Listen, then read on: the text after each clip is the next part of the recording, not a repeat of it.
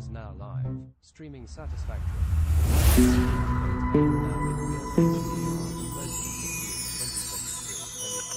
Now in real HDR, 2023, HolyFrey, MMO, HolyFrey, live.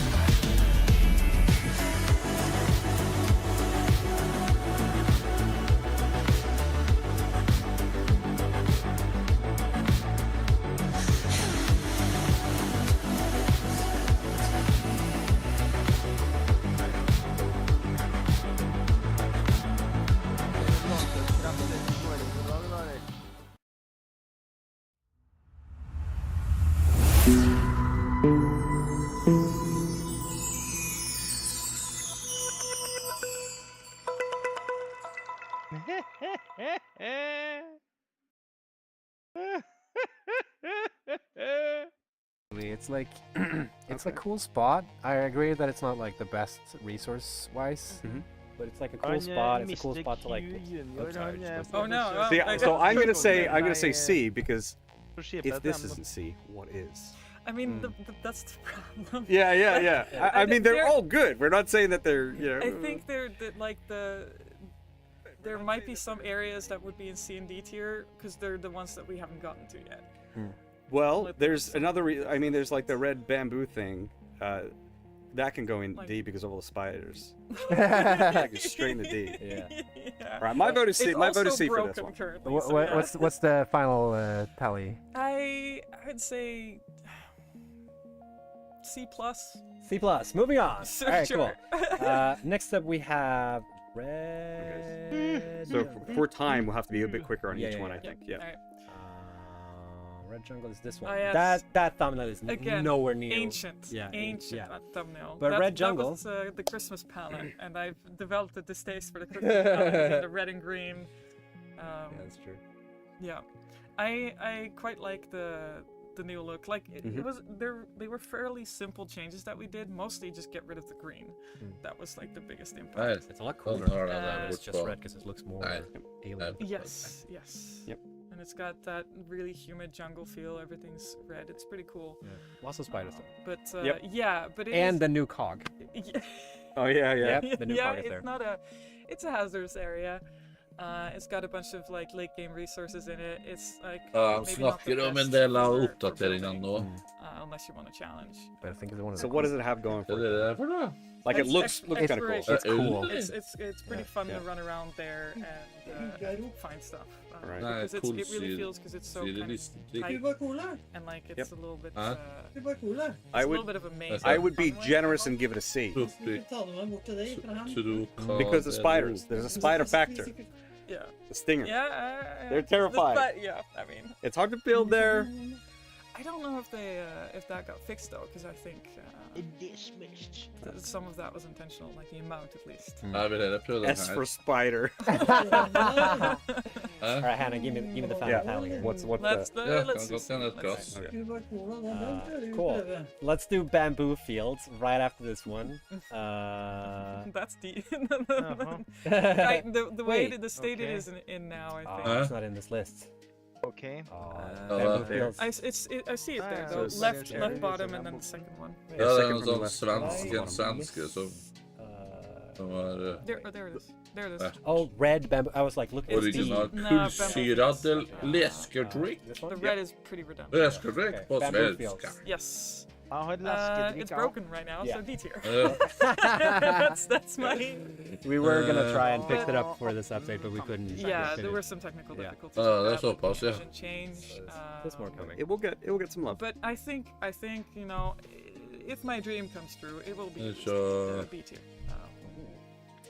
I actually legitimately love the way bamboo fields. One time I was like, Så flying man through, like, har I love det- this, and you're like, oh shit, this is broken. I'm like, wait, what? Har de sånn, det er bildene som de har Yeah, satt I opp mean, det it's- nye it's, breakpoint. It's broken in some ways and not in others. It's just Hæ? What's the?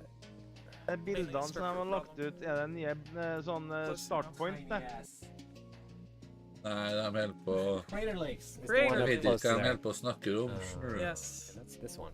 With balloon trees. Yeah, that's it. Yep. It's all right. Og jeg holder I på mean, Jeg vet the ikke hva craters de are holder på pretty med. cool, but it's, I mean, it's not a super interesting place. It has quite a lot in common with grass fields, but like it's slightly more alien than that. So Og så den kinda like it. her I er bare get my den, coal B or A, factory. maybe? den B? to Not A? siste. no, I don't think it's It's like. not A? Her Maybe er to the den left of ene. grass fields, though. So B, but above grass. Yeah. Yeah? Yep. All right. Alright. Again, a reminder for time here. So let's Exactly. So Og der let's er den do andre. Det er de this to cliffs, som which is de one of har the spots where you can allerede, find one of the new hogs. allerede Yeah. sendt. da. It's super tiny. I mean, it's like mostly you travel through it. You don't really you don't spend a lot of time there. So it's like, But it's the only way to get to the swamp from the grass fields. Holy so frick. therefore it's S no, tier. you can eastern Eastern HTTPS Dune is the main route. U2.B. This one is hard to drive on. So I think it's pretty cool for exploration and stuff. yeah. Give it like a B. HolyFrey said. I mean, the whole like void beneath you is pretty cool. Like, Alright, the- do you think C? I would say C. Yeah. Okay, Blue crater. We have to mention which the blue is crater. which is the pink image. Which is That's the the pic- first good one. image. Yep. No, I know. Very blue. I think blue crater is really cool as a concept, but I think it could use a little bit of polish. Oh, you heard it here first. Yeah. Could I be mean, better. it's we're hoping to still fix that one up a little bit, but I think it's largely fine. So where's it going? I would say B probably. B? It's got a lot of good. That's Oh, not B. that's not B. Keep yeah. this Yeah, And in it's, Swedish, the A and B yeah, is yeah. the other way around. You don't need to. What? You don't need to Oh. excuse me. I messed up. I goofed. I goofed. Okay. This one is. This is one of the smaller areas. Coral Cliffs. Which one is that? Coral Cliffs. Yeah. Nå er det 2898 stykker som kikker på den. Is that in part of the swamp, or is that It might be. a part of Spire Coast? I'm not sure.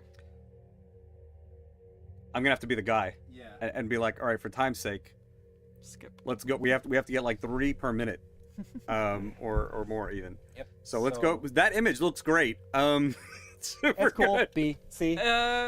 C. Cool. I think that's swamp. This one? No, the one that you just put down. Or is that Coral Cliffs? Then No, this one. I'm not sure. Yeah, Coral Cliffs. Whatever. I We think don't know that- which one that is. I think that's part of Those swamp, and that's a smart biome that posts, actually got smart. entirely changed. Yeah. Svenska Next up boxen. is the what's this one? This is also a smaller one. So Dangle Spires. It's Brokade. like between. This looks like it's Western Dune. Yeah. It's the one between. I quite like Western Dune. Looks like a beer. And it's a pretty popular base area too. I know there's like a popular cola post there. So Og I'd Mor say, har fått med seg at det har yeah, vært B en or A, sånn probably fiskehandler for me. torske som har kollidert i en av bruene A her på lot of gata igjen. A's in chat. I can Har du see. fått med deg at det er noen som har kollidert på brua på Kattheim igjen? Middle areas. Yeah, that's Desert Canyons. Desert Does not Canyons. look like this at all, but It's very much a transition space. It has an oil outpost, and it's like pretty good as a like connection point between a lot of biomes, kind of further in the north, which is Did nice. But like, taste building-wise, not really interesting anything? aside from the oil. Yeah. So it has its utility. It has its utility, but mostly Probably it's B. just- Kind of gets out of your way. Like you can kind of do your thing. yeah, it's not too bad. Nope. It's like not annoying. A It's very better now strange with the test. Desert Taste. Maze. And Taste it's a Swedish. sub-biome. Yeah. But I mean, I like it. Do you like it more than? I mean, that space specifically with Lumen is fucking gorgeous. Oh really? That's yeah. True. Yeah, because like Lumen has very little impact on the world in most cases, but you see it really well here. Ah, interesting. Especially when you have overhangs and like a lot of shadow spaces, it looks really cool there. Okay. Well, maybe with that we can chuck it in A. Baka ingenting. The lumen factor. The lumen The factor. lumen factor. Check it out. Yes. Yeah. Let's see, which area is this? That looks like it could be Eastern Dune. That is Eastern Dune Forest. Yep. Do you guess? Yeah. Eastern Dune Forest. Sands. Eastern Dune Forest This is has marked also on been the upgraded for this update, so it's I think pretty much nicer now. I think structurally it's not as nice as Western Dune. I think it's a bit less interesting resource-wise too, so I would probably throw it in B or C. Okay, what's it gonna be? I think it's pretty cool. Det 'cause ska it's got the water. smaka. Put it in A. Put it in A. Oh, You're doing it again. God damn it! Oh, I see what you're doing because you're Jaha, thinking det A ska is the smaka first då. one. Yeah. Yeah, I get Yeah, it. Right, yeah. I see. Yeah, it's to Yeah. F or like E in Yeah, E yeah. is skipped, but F Right, is like right. the Yep. ABCDF. Okay. Spire Coast. Spire no, Coast. no, wait. No? This isn't Spire Coast. This is- Actually, this is Islands. Oh, yes, the western beaches. Yeah. Yes. Is that the place with like all the coral things that?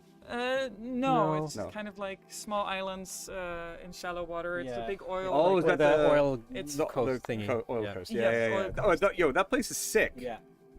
I mean, A or A or S. S. A or Yeah. S. Yeah, Chat. yeah, A sure. or S. I really liked building that. A lot of people area. saying S. I mean, if we're gonna quite put more nice. S's, definitely chuck that place. That place is sick. Do you want S or A? I mean, sure. Yeah. It's super useful. It's super useful, yeah. Although you know the water is pretty boring there, I would say, because it's just there's nothing there. It's just sand, empty, nothing. Yeah. But you know, I think its utility is its like utility its is biggest high. asset Yeah, here. yeah, because it's so shallow and it's so easy to build there. Yeah. It's really nice. Lake Forest. This is curveball. This is S tier for me because this is money shot for trailer. Oh yeah, With yeah. the water and like the it's- trees and like you got like it's a good shot space for shots. So like yes, I've been there it's, a lot. It's very like yeah. So it's an S tier for me, but I'm not sure if that's aligns with people say Yeah, A and S. I mean, actually. I considered that a sub biome for Northern Forest, Yeah. so it's like it uses a lot of the same stuff there. A And or S? I think with the new water, it looks so much better. Yeah. So yeah, A or S, I'm good with that. Chuck it in A. Chuck in an A or let's do it. Uh, This is I think this might be swamp. This is lake swamp, so it's like part of oh, swamp. that we is never go there. that is an area that has been entirely erased Yeah. with changes, so it So- doesn't really count. Ooh, non-existent. Wow. Yeah, it's like it turned into a different flavor of sub biome. It's pretty much part of Lake Forest, so So let's do swamp then. swamp. Swamp is pretty sexy. I like it. But it's very atmospheric. It's just a matter of do you like it or not, because it's creepy. It is creepy. And yeah. I personally quite like creepy atmospheres. I'm not a they're huge fan of it interesting. personally, Yeah. but for people, I mean, we're getting S's and D's only in chat right now. That's very it's so interesting. funny. It's so divided. What do we do? I mean, We it's slap it in like the middle? late game outplace, maybe in the middle because it's Yeah, like split the difference. I think visually it's quite cool. But it's just not for everyone. Yeah. Okay. Yeah. Maze Canyons. I mean, again, it's the sub-biome Yeah. of Northern Forest. This picture is quite out of date Yeah. because now it's more like it's got kind of like the Northern Forest, but it has some of the pink trees with it and stuff. I would say this is C because it's not really memorable for me. No, I mean it does have that coal outpost by the lake, But I mean, coal, you can get coal anywhere. yeah, which is nice. But yeah, it's like it's all right. Check it in C. Den är 62 men du ska I would över agree. spill lite. Okay. What do you think, Men Jason? det får du där färdigt. I mean, I don't think I spent any time there. So It's a pretty popular coal outpost for Northern Forest players. So. okay. This is... Oh yeah, this is Snake Tree. It doesn't look like this anymore. Oh, that's by Grassfields, right? Ja, så ta efter It's alright. It's lanseringen. mostly Jag just ska kind of an först bara se in-between vad of de... Grassfields and Western Vad de Dune, where people spiller är. mostly like settle. So it feels kind of like it's there Right. to like separate the two. Det var för lite med en där, ja. Yeah. Spiste du pølser? This Kjøpte du one is pølsebrød, så glemte du pølsa? Yes. cool area, I think. Yes. Yeah, I like this it. place is really cool. It's really cool. I I'm really thinking like the A or palette. S, yeah. It's very exploration heavy. Yep. I would do A. It's very- Because Yeah. it's like it's not an amazing resource Resource area, place, yeah. but it is a cool place to And be. when we get community highlight submissions with of cool Yeah. builds in there, it's like It that's always always looks a dope. Yeah. that's always a like Yeah. real novelty. Yes. Spire Coast. Spire Coast. Baby. Oh, Yes. I mean, it looks exactly like Final Fantasy X. It's an S tier for me, and it's a great source of oil there. Yeah. Streame. It's an S for me Der too, ser du dog. filmen, Yeah, I mean, it's just so gorgeous, and there's like a lot of space. You can like build. Yeah. You just kind of need to like get on platforms, kind of thing. You know, it's- whatever. It's pretty unique in many ways, Yeah. like in its structure, in its atmosphere, and like how I built it. It was a fun one to work on. you Yeah. know, So A lot of people saying S's in the chat. A's and Let's go, S's. Yeah. baby. All right. Nice. Let's take the S there. This Nice. one is another. I think It's that one. That looks like it's also eastern or western which one was it? Oh, I was looking at the wrong forest. Why can't I find it? It's at the bottom there. Go down. Bottom? Yeah, some. There it Oh, is. Western Dune Forest. It okay. is Western Dune Forest as well. Okay. Yeah. I mean, we've already had the Western Dune Maker, Forest, so it's the ser ut same. som Which one was that again? A, I think. SatisFactory Yeah, 'cause bio the- med it's the second edition, stierlist. A, so All right, yeah, this last one is Paradise Island. Oh, D.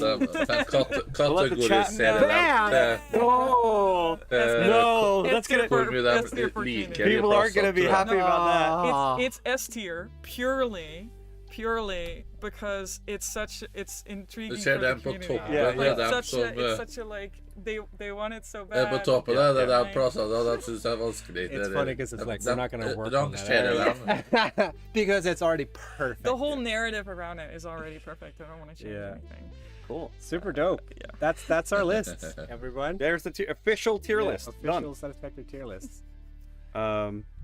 We'll probably have to just move on, I think. Yeah. Because we're running a bit low on time. Yeah. But thank you very much for hanging out. Move on. man. No worries. Appreciate it. Thanks for Og all de your har work. bare 20 minutter igjen. And, I know the best. Yes. Mark, get your butt here. Is Mark out there? Yeah, I don't know.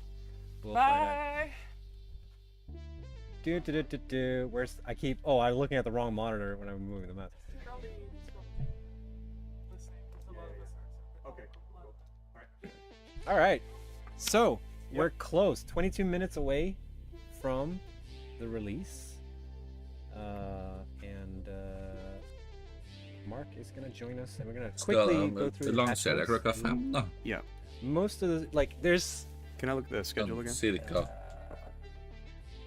think it's at your tab. Yeah. this one. Yeah. Maybe we should do Yeah, let's do that one first while we let's wait. do it. Yeah. Okay. So we were gonna do this after the patch notes, but we're gonna do this part Nå now. skal vi And snakke om, wait, I got notes for this actually because I'm. Snakk om update 8, Sorry, one tror moment. jeg. Just got some notes here. So this I can just lead into this is that we're gonna be updating the minimum requirement hardware for the game. You can go and sit down. Yeah, just. Nå kan folk and, med because of the update with the Unreal Engine 5. Yeah. Okay. mindre, eller Because of the update with Unreal Engine 5, mindre the PC requirements for spiller, hardware skulle jeg got til å si. changed. And we're gonna try and update them as soon as possible to like match. Exactly. And so we have talked about this before on previous videos, and we gave like the new updated minimum hardware sort of specs that we thought would sort of be good, and we ran that by you guys. And one thing that we sort of felt was the graphics card that we said that is now going to be the minimum required was going to be the GTX 1650. And we sort of felt that sort of communicated or didn't quite communicate the right expectations to people, I think, because the previous graphics card was a GTX 770, and like the version numbers between those are massive, so it sounds like the jump is gigantic. But we wanted to change what those requirements are. I mean, they're still the same requirements because it's still the same engine and all that kind of stuff. Han til But venstre we wanted der, to specify han, different GPU han kommer requirements ikke so that tilbake it etter more sommerferien. better or hopefully better communicates like what you should sort of Ja, men expect in sommerferie, terms det of är like, därför what de will be required with the ger minimum. ut So the new update specs will ofta be nå, så updated de on the får Steam Store sommerferie and on the etter Epic til Store helga. soon. I don't know if it's going to be live today, but it might da over the next day or two. Kan de ikke tilbake igjen før And these will be the new minimum en måned requirements etterpå. required for update 8. Jobb igjen. And Men update han 8 til will venstre obviously der, come to han early access branch slutter i eventually, so it will Coffee be required Studio. for the game. Ja. So previously we said GTX 1650, which is a big leap in version number, but like that card is actually not a super performant Han card. So vil, even though the number is high, it's Han actually vil like hjelpe it for doesn't- seg sjøl. it's the jump up is actually not Han super har super, jo super gitt big ut en del from what it was videoer before. som han So har now the new forklart det, da. specifications will be GTX 1650 Han or synes GTX det- 1050 Ti, Han or if takker you're using AMD, det it'll be the AMD communityet som RX har 470 or RX 570, de har fulgt or den og some håper equivalent at de kan performance and VRAM card. And kan that's what we're going to eventuelt følge på specify sine as the minimum egne- requirements when it comes to the graphics card. Han now. har, And so han har en the, idé for et The spill minimum these cards are som han from vil what I starte, understand, roughly still around the same performance. They're a alene. bit better. However, it's their it's the VRAM. Men vi the får 4 ikke gigabyte vite VRAM noen that ting they om have, which det is da, the key før thing den that tid. Men Unreal Engine 5 really does need.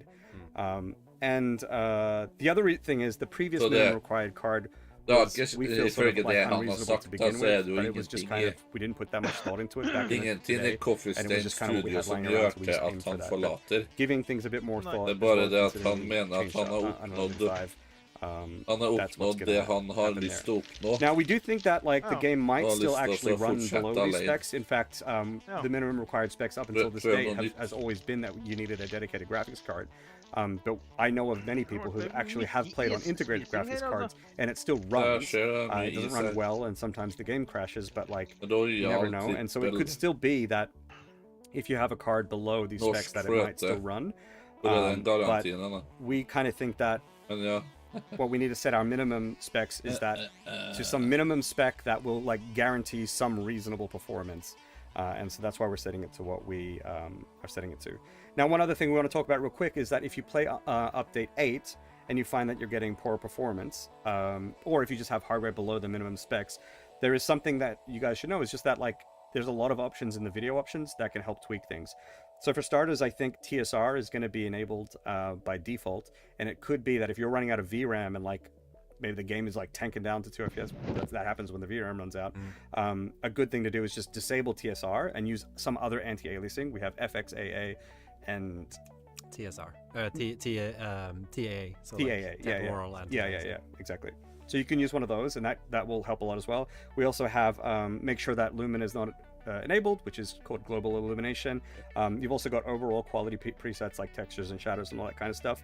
And then you can also you can no longer change to DX11 in the menu, but you can still force DX11 using launch commands. And the launch command for DX11 is -DX11.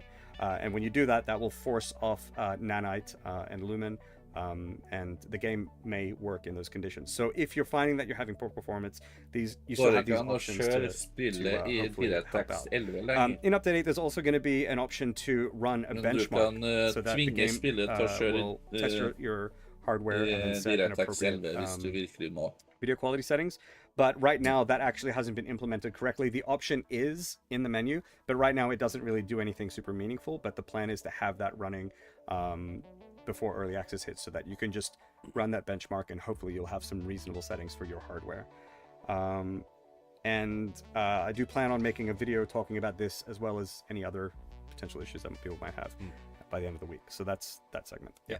And if you're running an older hardware, just be aware that like TSR will switch on if you go to like ultra settings, and you might run into issues with TSR on old hardware.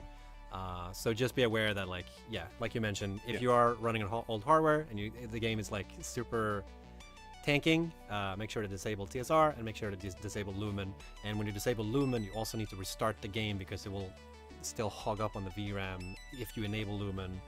And when you switch it back off, it still retains that memory for some reason right now. Yeah. So if you run into any of these kind of performance issues with Update 8 today or anything like that, by all means, let us know on the QA site, questions@satisfactorygame.com. But also, please go into your video settings and play around with these settings and see if you can find something that works for your situation. Yeah.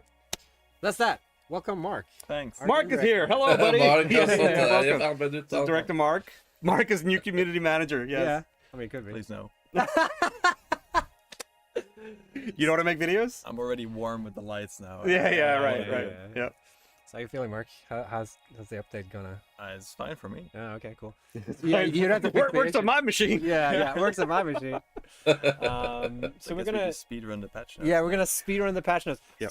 So I'm just gonna say this, like I know that you worry whenever I say that like that, but we're not gonna have like any big surprises really for this update. Like we pretty much posted all the information about the update that like you guys are gonna be there. There are like no big secrets or anything like that. Yep. There might be like one or two more like small things here and there, that we're not aware of, because when we work on this stuff, things change. Which is why I gave Mark homework, and I was like, do you know if there's any information that we've gone out with that may have like updated or changed since we launched the videos? I couldn't really find anything. I mean, there is some quality We're of life. perfect. Yeah. There is some really minor stuff, like you mentioned, that was not in there. Like we have some quality of life. Like you can update the splitters now, for example. That's just a minor quality of life that we didn't mention. Because it's quite a late one that we added. So you don't need to dismantle them and rebuild them. You can just build over the top of them. Yeah. Yep. So if you have a normal splitter, you want to upgrade to a smart splitter, you can. Wait, there's another big change. Remember when we talked about fuse groups? Oh yeah, on the priority power switch. Yep. We changed the names, so it's Oppgradere deg seg sjøl når du bare trykker oppå det. It's called circuit break. Det kan du gjøre med splitterne nå. Break priority, yeah. So don't tell. Så hvis du har bygget we got en merger, så kan du bare trykke på en splitter, og så trykker du på mergeren, så plopp, så bytter den seg ut. Okay. So we didn't push that in yet. Okay. So it might still be fused for now. Yeah, I think so. And then on the first patch we do, will probably be. It's super confusing how the builds work at this point, because like we have our stable branch now, and like if we want to update the stable branch, we have to like cherry pick commits into that. So people are working on a different branch. It's super confusing. Yeah, with the small things, it's just not worth it. So it will be later. Yeah. But like the big hitters really in this update are like we're updating to Unreal Engine 5, which are coming with a lot of stuff.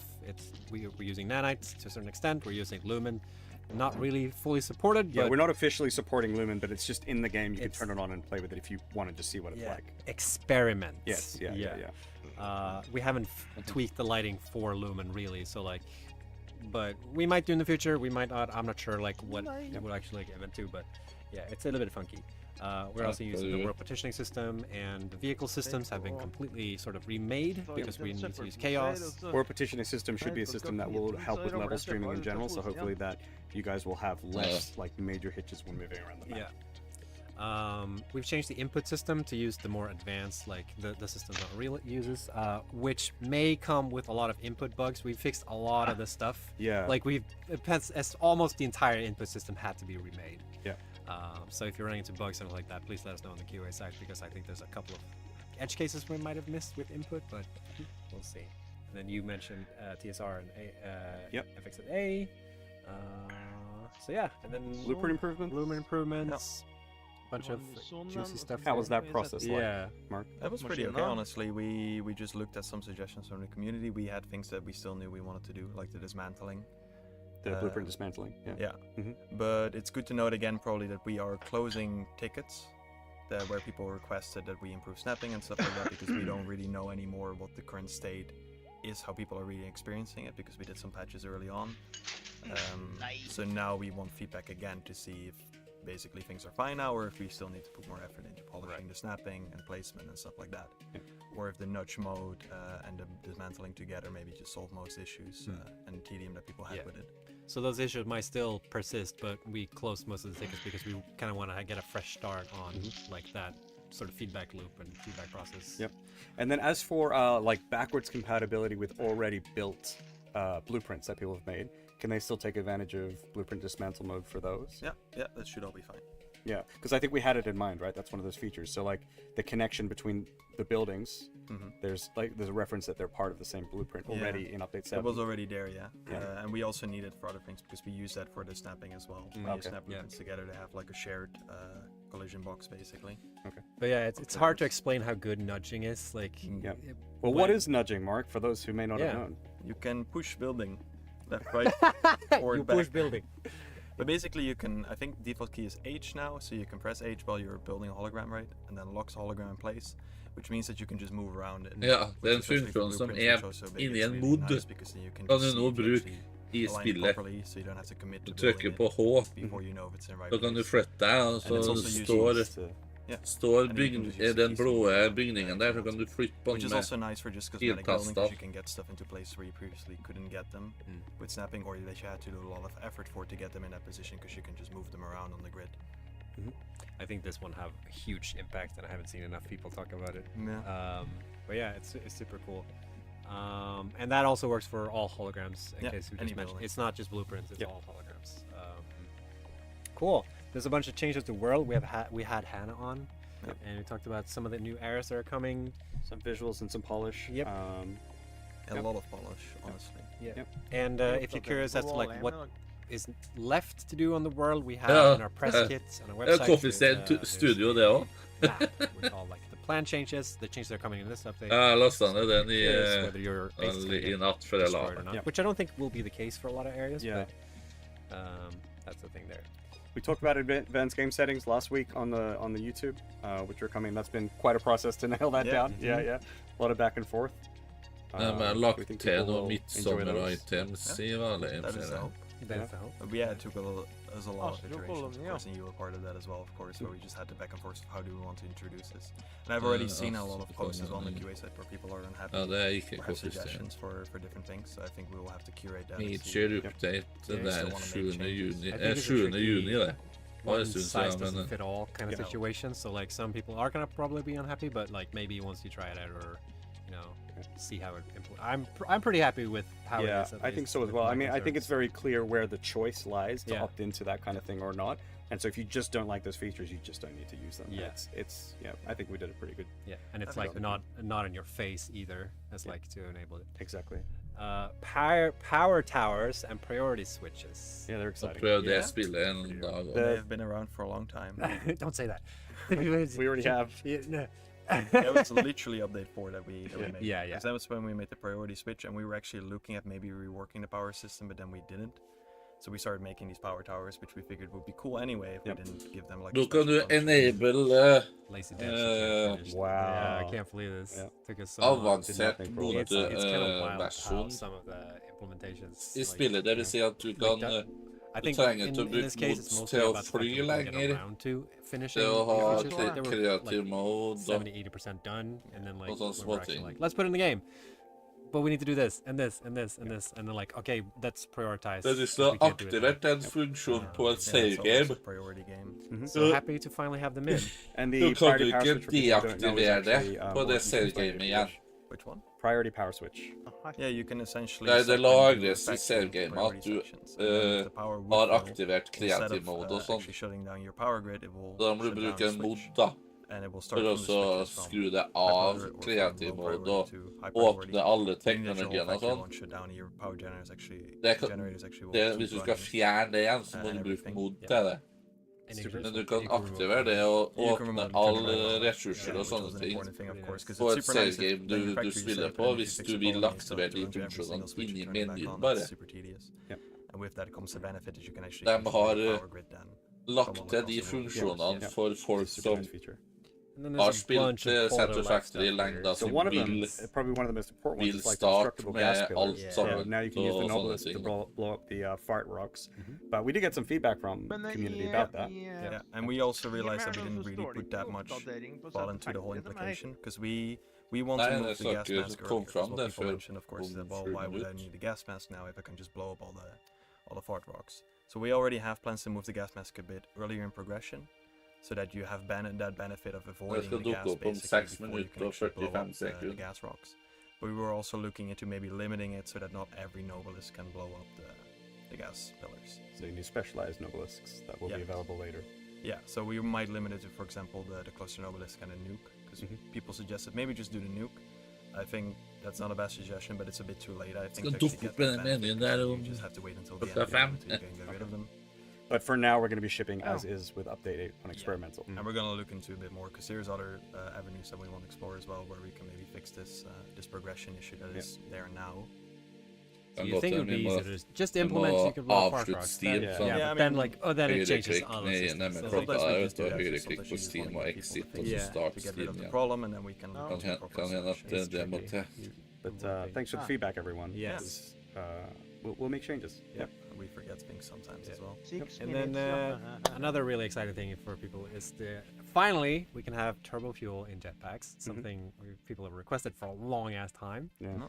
And I think it's pretty cool that we did not just like slap that in there, you get more fuel. We actually balanced the entire jetpack. We could have done the easy thing, I guess, where you choose the best fuel available always, but we kind of had this idea where different fuels would give different benefit. So that's what we kind of went for. So it is also opened up the option, of course, to use just other fuel types. So you can use the solid biomass, for example. Because otherwise you have the whole thing where you have to actually have the fuel before you can start using a jetpack. And also the packaged biofuel. Yeah, which best. Yeah, that is the best. Yeah, you could just fly so high with that thing. Yeah. And forever. Yeah. Yeah, we figured that would be fun because people don't really use it that much anyway, but now they might have a reason to actually spend some time to manufacture some. Yeah, I mean, you can't really automate it, but you usually do have biomass around, so you might as well use it, right? Yep. We also changed the parachute to be an equipment rather than like consumable. So now you just use one parachute. It's like it's just cause. Yeah. It's like you have one, you can reuse it over and over again. And it's a bit quicker and stuff now as well, right? I think. Yeah, we increase the speed, and you can sprint in it now, so you have slow speed, fast speed. Yeah, and we reduced the falling speed a bit as well because we kind of wanted it more like a glider because we figured that people might actually use it. Yeah, it's actually super early. I think really helpful, like early on as well. Like it's just a really nice bit of kit to have with you, and there's no reason not to bring one with you now when you're out and about, especially if you don't have a jetpack. Yeah, that was kind of the intention because of course I don't think it will ever be like a great thing. Like we could do more to it. We actually investigated that, but people are always going to swap the jetpack. That's kind of the point. But we want you to be able to actually use it and have fun with it in the early game. That's why it's there. Yeah. But people weren't even doing that because it's just so tedious. Yeah. So it makes sense. And we also have the dismantle filter, which is we had that in the game before where you could hold I think it was mouse buttons or something. Yeah, and you can still I saw some people comment about this. You can still change it to that key if you're used to that. I certainly was, and I wanted it on that key, but you can switch it back to that. It's no big deal. Just change the key binding. Yeah. But now we added more to it, so now you can stack the filters, so you can have more things than just one. Oh, really? I mean, wait, are you being facetious? Oh, no, okay, right. So let me. You made the video. Let me re-explain it. Yeah. Okay, so you can't stack the filters. You can still only have one filter at a time. So you can look at something, filter on that thing, and then from that point on, you can only highlight that element with the dismantle, right? But while you're mass dismantling, you can change the filter to something else and then start highlighting with that filter. Yeah, so you don't stack them necessarily, but you can change between them and use and filter on different things within one mass dismantle. Because like for me, the way I wish I could use it was if you have like a conveyor belt line, I couldn't like highlight all the mergers and I couldn't highlight all the conveyor belts and all the different conveyor belt types and then do it on one mass dismantle. I have to do them one at a time. Yeah. So we've gotten some feedback from people saying that like it would be cool if there was like an inverse filter where it's like we can filter on foundations, so then we select everything but foundations. We've had that from people before as well. What do you think of that idea? There was something that Pontus, when he was explaining it to me, showed me that you can kind of get that, but I don't remember. I don't understand this feature well enough. They kind of just did it and then showed me. I was like, right. That looks good. Okay, fair enough. Look into that. All right, yeah. But we've heard that feedback, by the way. Yes, but I think that makes a lot of sense because people generally don't want to dismantle foundations and everything else. Yeah. Like you either want to get rid of the production line or cosmetic pieces, but maybe not everything at the same time. 2 minutes until release, and that's convenient. So we have the one final thing is another quality of life stuff. It's conveyor belts and pipe building is a little bit more convenient, so you no longer have to put poles down first when you build conveyor belts, and the same thing for pipes, which makes it so it's just like one buildable. Skal vi se. Skal jeg prøve å lukke Steam da? Det bare 1 minutt igjen, men...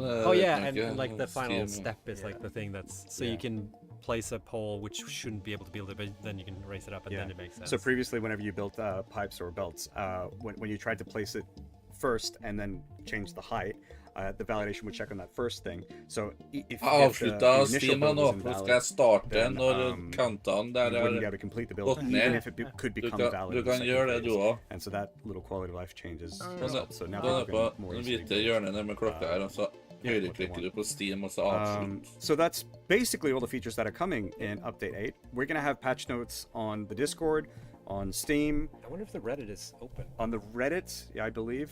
There will be a Reddit post. It's just I wonder if people are going to be access it. Yeah. But I think it's open now. Yeah.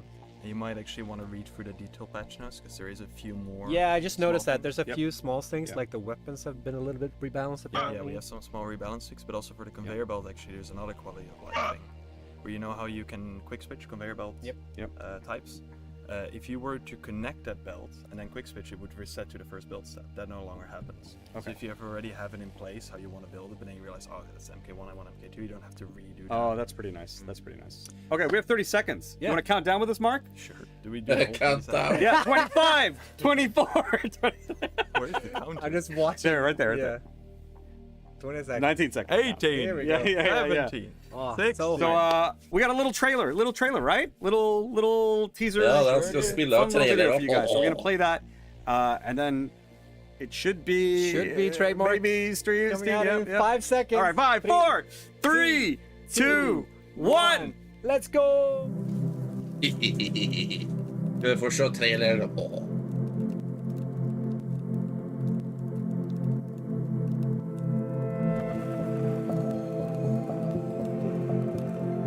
Nye strømpåler.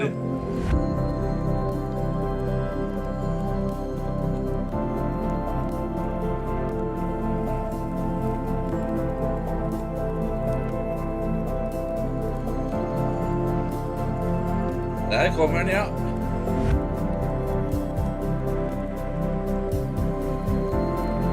Update.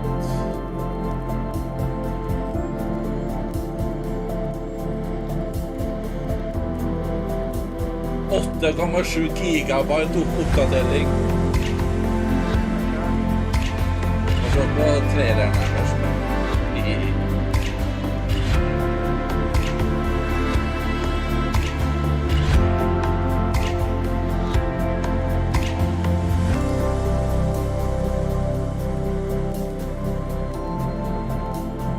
Jeg har gjort om en del på fylkene nå.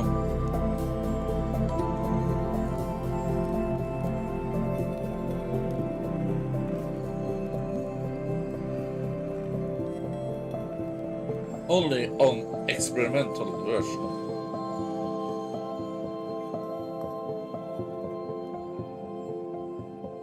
$8,7 gigabyte. Da er det bra oppdatering. Det er nesten som å laste ned spillet på nytt, det.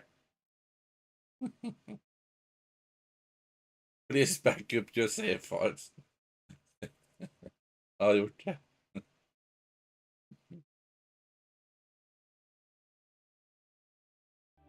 Yay! Oh shit. Forgot to turn this off. Count into release. Wait, why isn't it? It's out now. It's out.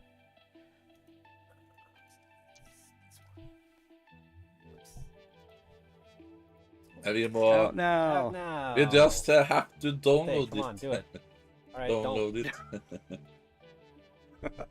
All right, All right. I'll just remove it. Yeah, just remove it. Whatever. All right, it's out now. Yeah. Updated. It's out now, or it should be if you're not seeing your experimental updating on Steam right now, or you're not seeing that happen on Epic. Just give it some time. All right. So like I don't know, we didn't push the button, but I'm sure it's being pushed by someone else, and it might just take some time. So you know, within the next 30 minutes, just keep an eye out.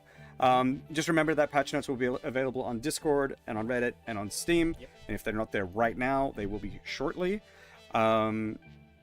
And thank you all very much for hanging out with us today, and also just all the support everyone has shown throughout development. Like even just like on the YouTubes, like people following along and things like that. It's been super fun. Yeah, there's been people that have been on almost every single stream and like throughout the weeks, and even times when we don't even have anything to announce, and we're just like hanging out. People are always there. So Yeah, Det yeah. er mange prosenter der nå. super fun to have you all there. Much appreciated. And yeah, you might also need to restart Steam or Epic to like get it to find it or whatever. Yep. And remember, if you have any issues at all, please let us know on the QA site, questions.satisfactorygame.com. You can post reports or feedback, anything like that there. Again, we've tested as much as we can. We think that the game should be fine and should run okay. If you run into any issues, we're going to be keeping an eye on the QA site, and we'll be patching as soon as we can if there are like any issues like at all. And just remember that if you're getting performance issues for any reason with this new engine upgrade, do check the video options and see what you can change. Notably, if TSR is on and you're running out of VRM, you can always turn that off to other anti-aliasing techniques. So yeah. Anything else? That's pretty much it. It feels we're finally here, and I've seen people comment that they are available, like they are downloading it. Yep, I can see people downloading on Epic now. Yeah. Kom igjen, da. 73%, that's fast. I don't know, I saw a couple people ask this before. I actually don't know how big. Yeah, do you want to sneak in? You always ninja in our streams somehow. Yeah, of course. You're just gonna steal the body pillow. I heard What's- Jay what's- say, we didn't push the build. I pushed the build. Yeah, this is the button. This is the build pusher. This is right all here. he does. He just pushes build and then pushes did it. the build. Remember, just a little scooch over a little to the I mean, corner. yeah, this is just so my mom can take a screenshot. Actually, your mom is a big fan of our streams, right? And Probably watching right now. yeah. But she doesn't know how to use the chat. All right, all right. Well, can everyone say hi to Uzu's mom? In a respectful way. In a respectful way. Yeah. No, we're all everything. So buttons been pressed. Yeah, everything's What live. do you want? Everything is live. Do you also want to scoot in? Wrap it up. I'm not paying for overtime. Oh! Wow! Shots fired. Holy shit. Okay, you heard it here. Studio manager's telling us to stop. Okay, no, but thank you, everyone. Seriously, thanks a lot for hanging out. Really appreciate it on YouTube and Twitch. And I hope that you guys have a lot of fun with Update 8. It has been quite a ride getting to this point. Yeah. But the journey continues because we're just on experimental now. There's going to be work that needs to be done before we get to early access. The experimental period will probably be longer, as we said, because there will be a vacation period here. So we're thinking August, whatever, July, August, people will start coming back, and then we'll be doing more patches then. But we'll still also be doing patches in the next couple weeks too. Okay. Thank you, everyone.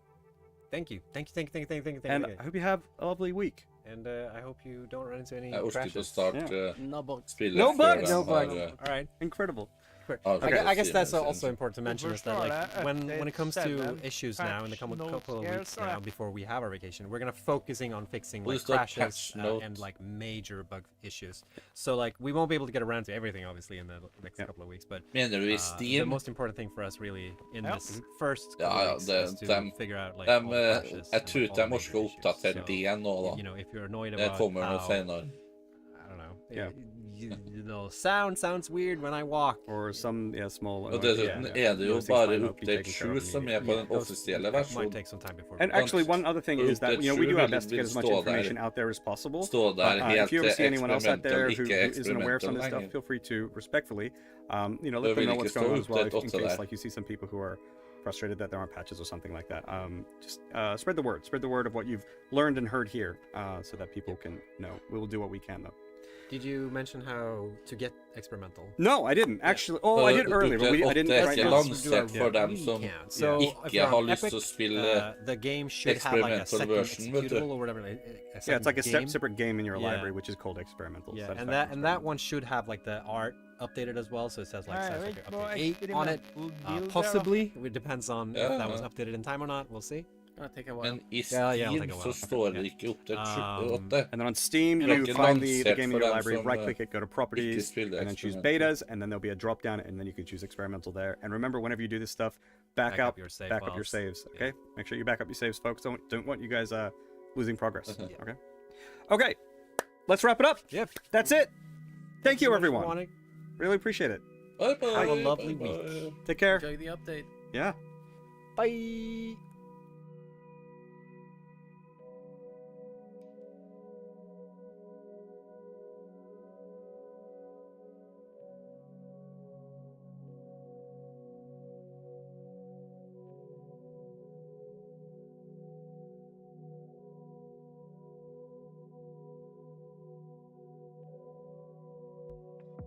Skal vi se. Så Hvor er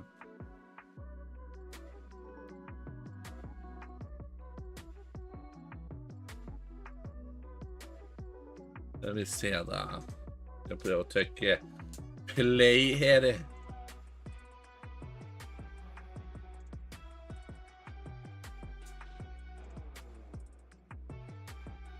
Oh.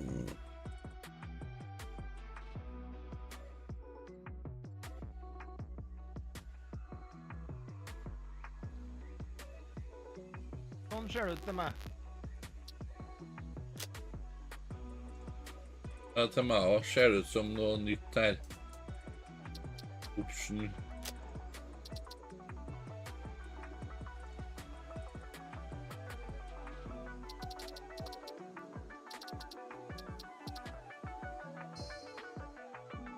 Så.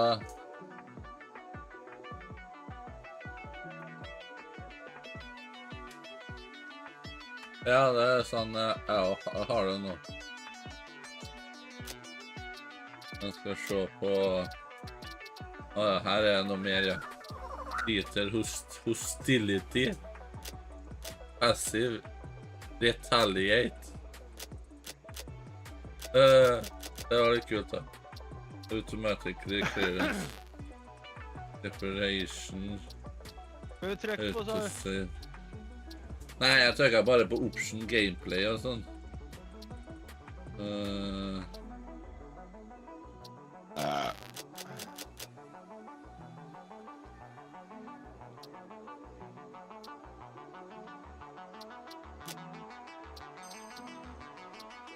Ja, du får lede an.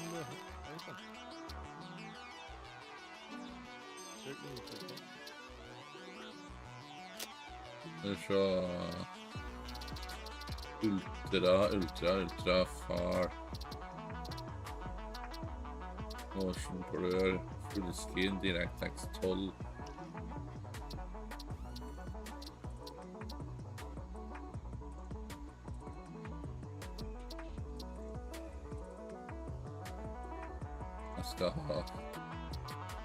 jeg skal ha 60% da, sånn. Jeg var på option og gameplay. Der har jeg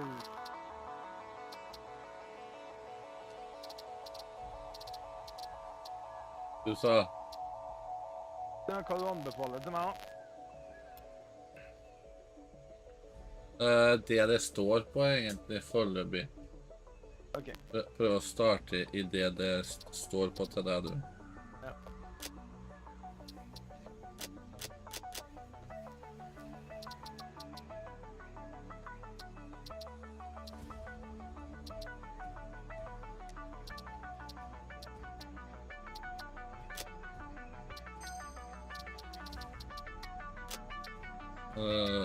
Master volume.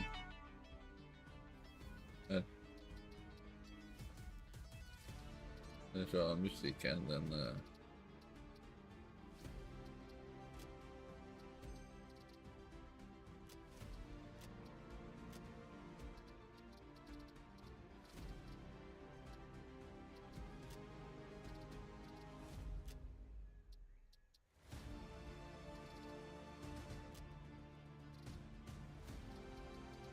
Men hvor har de den som de snakket om da? Advanced enable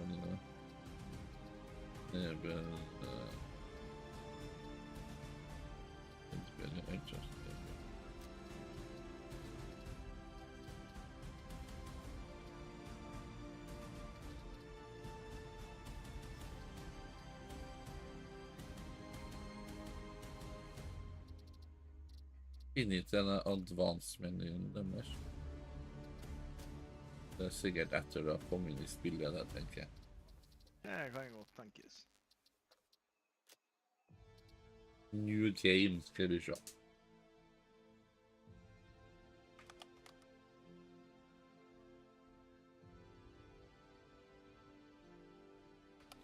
U8 skal jeg være, U8.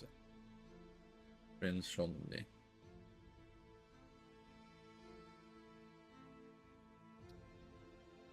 De har gjort om, så de beveger seg. Ja.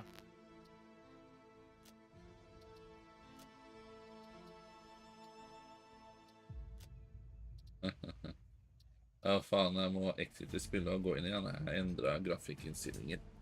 Det er veldig bra. Sånn.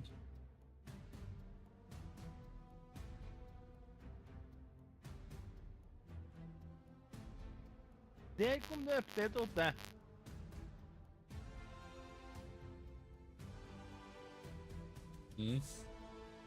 Og på bakgrunn av det så kom det update 8. Jeg mener bakgrunnen til det. Nei, men når jeg ser streaminga til det, så kommer det update 8. Det er jo bakgrunnsbildet mitt på streamen min, da.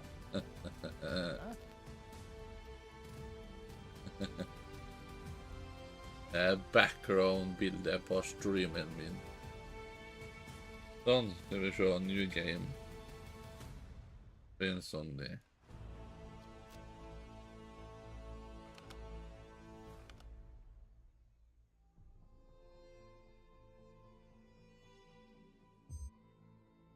Sånn.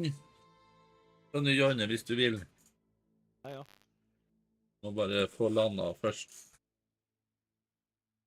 Proceed.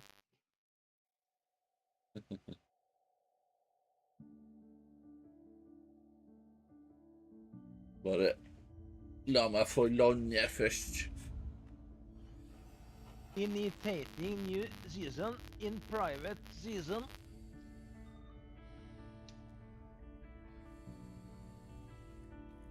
Attention Pioneer.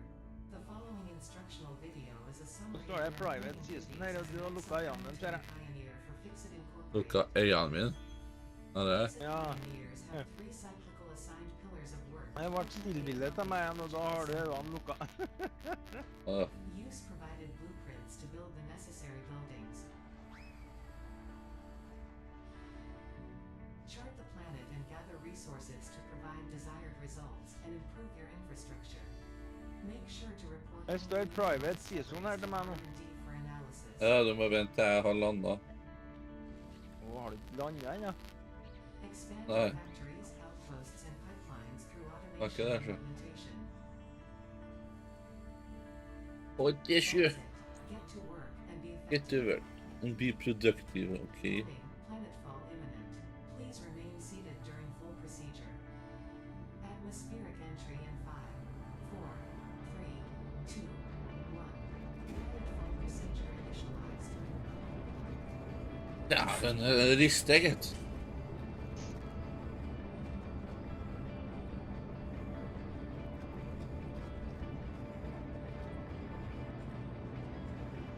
Jeg tok noe kontakt med Netflix i dag. Tok kontakt med Netflix? Ja. Jaha. Jeg får til å se det gjennom dekoderen nå, men jeg får ikke å koble opp telefonen på broadcast.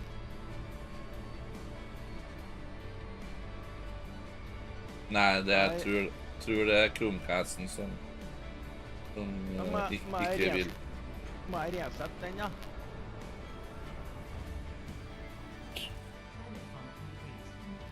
Det er ikke sikkert det hjelper. Det er ikke sikkert den støtter det lenger.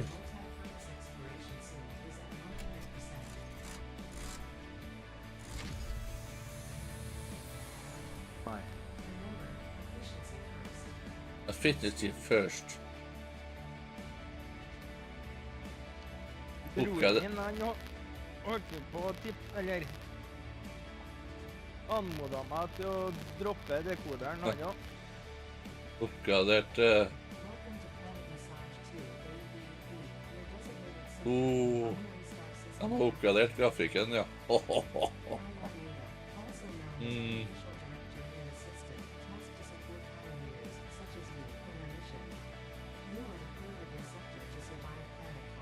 Prøv å se om du kommer inn nå.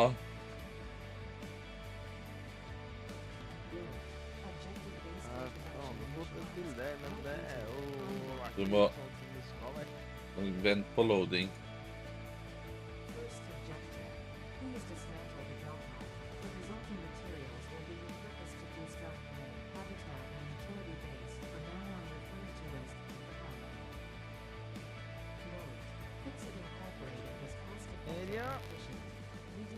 First objective. Jeg var ikke noe gjennom noe loading-prosess, nei.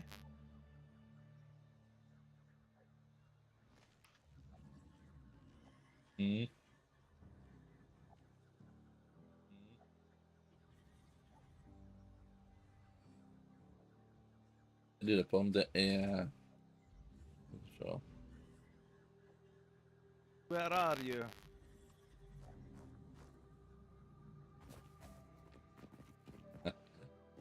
Det er endringer på grafikken her, ja. Fy faen. Ja, jeg har det jævla klart her. Ja, det er greit, men jeg har litt lag her, så. Jeg må faktisk... Ja. Endre på...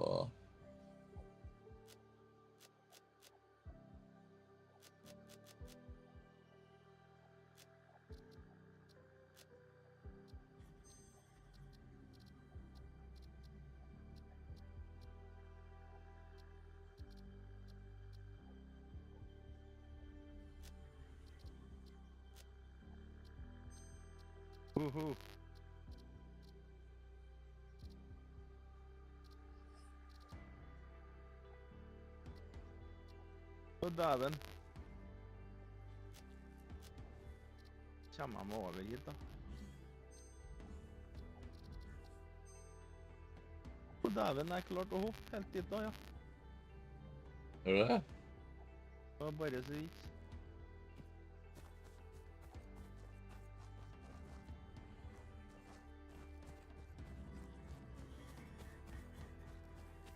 Men jeg ser ikke hvor du er, Janni. Jeg ser deg på kartet. Nei, kartet og kartet, fru Blom. Jeg ser deg på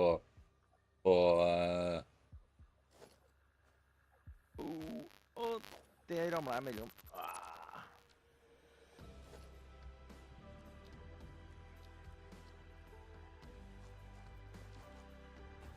All important fix-it data and communication is recorded Jeg and så stored in noe, programs, including these steps.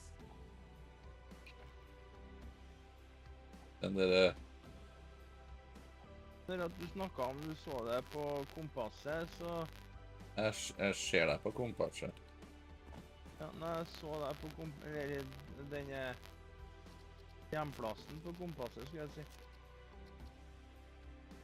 Men når at jeg kom litt nærmere, så ser jeg det ikke der igjen. Jeg skal sette opp puben da, så er det kanskje enklere å se det da.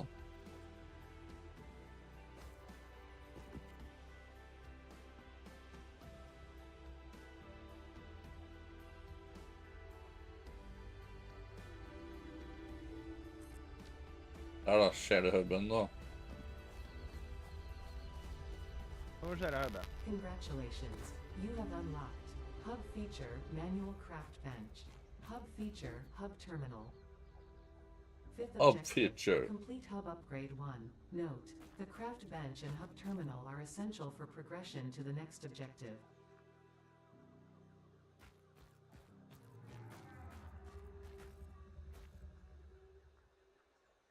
Hub upgrade.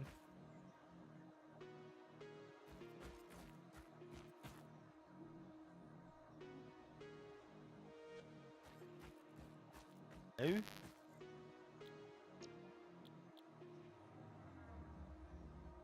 The remains of this Sånn der går creature det med might deg. shed light on how to increase For at det chances of sånn. survival. Ja, A new research tree can now be accessed in the Nei, menu. jeg snakker om det firhjulinger som kommer og bjeffer til meg. ja.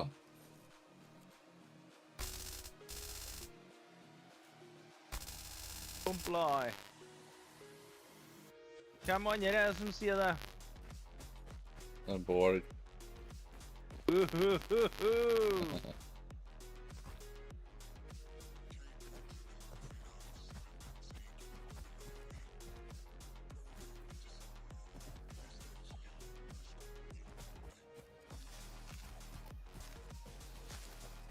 Ja, langt unna du var da. Ja, jeg har sånn leg spikes, jeg.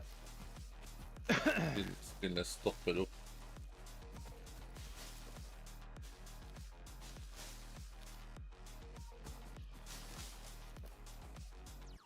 Jeg vet ikke så... Der er du, ja. Ja, det er fordi at du har ikke startet med...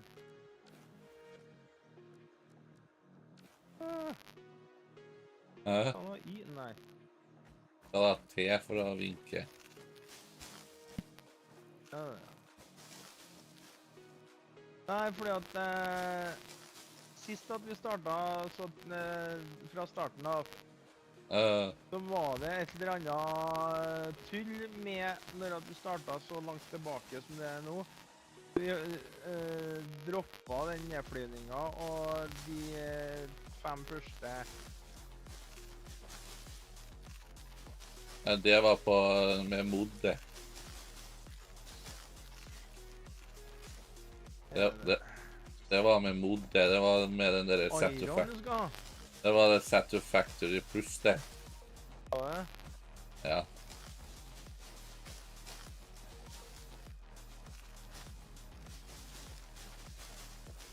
Det var ikke.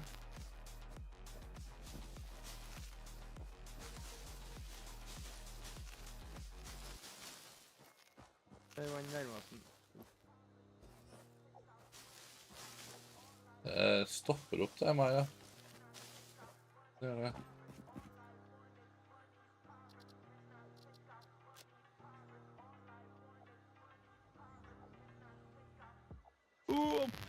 Selvfølgelig var jeg nede på dit. Nei da.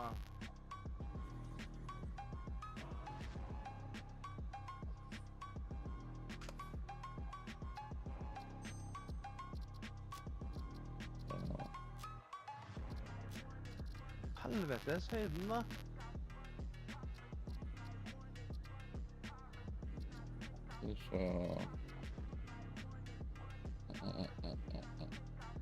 Ja, det ble jo enda høyere. Faen, altså.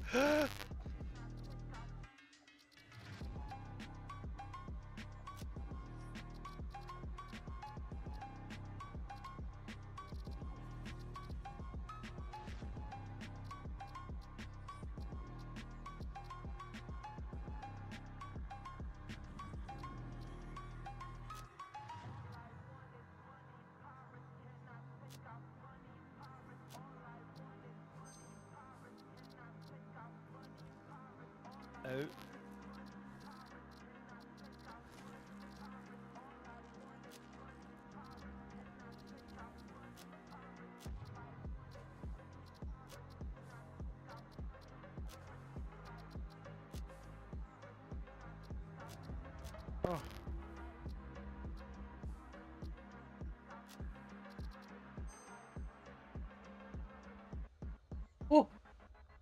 Men det var kobberen, det var... Ja, vi trenger det, ja.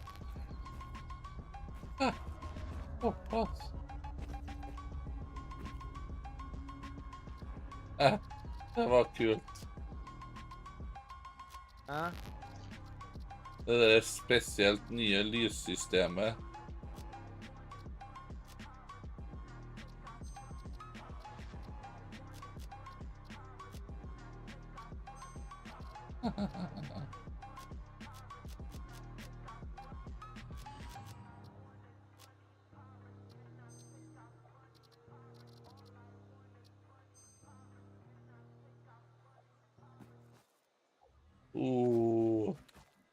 Ble jeg lei, ass.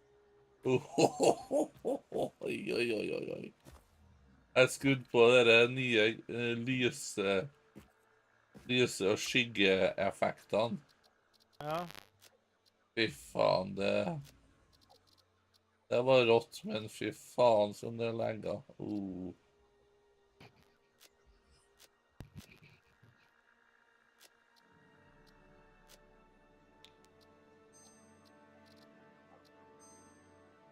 Der, sånn. Jeg har en av de grafikkartene som støtter det nye lys- og skyggegreier. Men dæven, jeg merker det at jeg skulle ha hatt nytt skjermkort da, ja.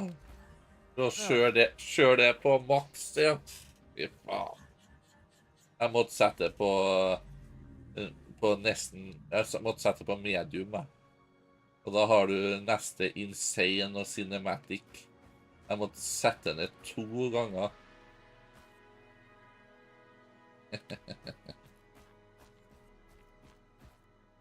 Fy faen. Det vil se, og Hub upgrade, skal vi se. Må vi altså banke noe mineraler. Ironor. Ja, vi må det. Har du møtt på noen aggressive hunder? Ja. Ja, husk på at de retaliater nå, som det heter. Faen da.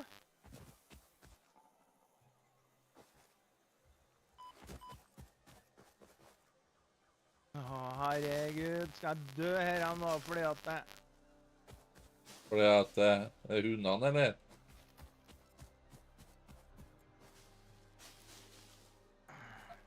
Jeg må save på grunn av at jeg får sånn leggspike. Jeg må prøve å endre noe. Jeg hopper opp på en stein og stå trygt. Står du trygt der? Ja, jeg gjør det. Ok, da saver jeg, og så kvitter jeg.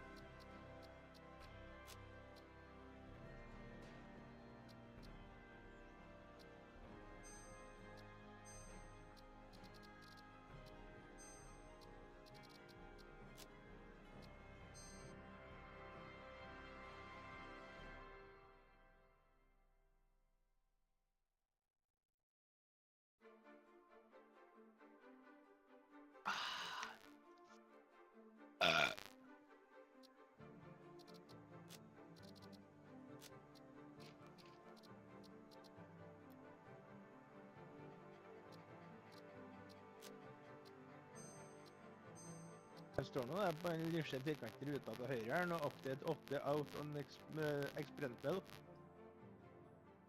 Vet du, jeg ser ikke det i Steam her, nei. Hvordan i verden kan du se det? Her oppe. På Høyre hjørne her. Å ja, der ja. Ja, du spiller jo experimental version, så. Ja. Ja, nå da.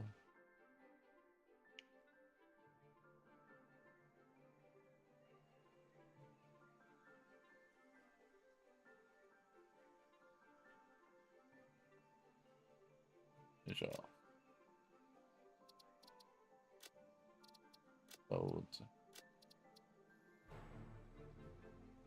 Der jeg står enable advanced game setting. Nei, det vil jeg ikke gjøre.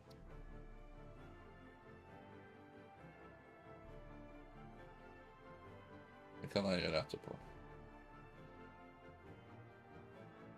Eller jeg kan enable det, men jeg trenger ikke å aktivere det. For eksempel. Nei, det får vi se. Se der.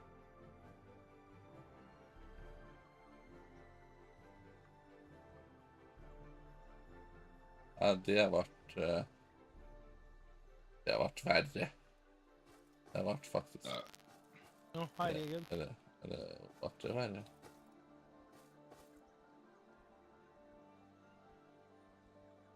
Nei, det ble kanskje ikke verre. Kom du inn, du, eller? Ja, jeg kan joine nå, jeg. Ja.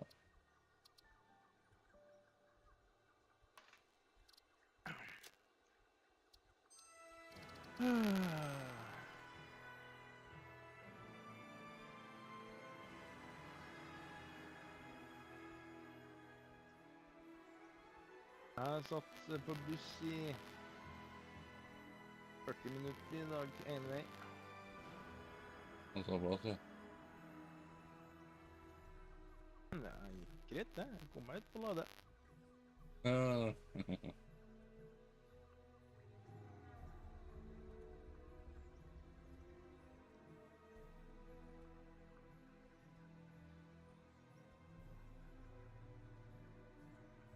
Så.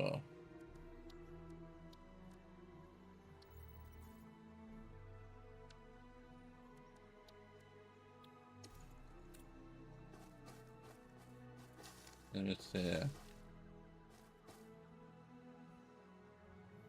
Du er der.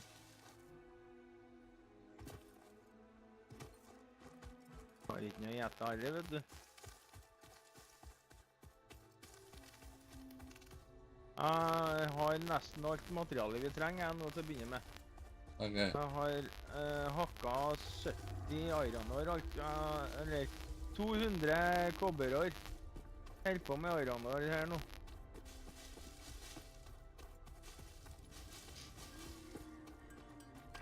Der det, ja. Men det må være et eller annet som galt til meg på enten nettet eller PC-en eller noe sånt her, altså fordi at streaminga av deg, den låser seg. Og her som jeg står rett ved siden av deg, og så ser det ut som du står og springer mot meg. Da mens jeg hakker? Mens jeg hakker? Mens du hakker, ja. Ja.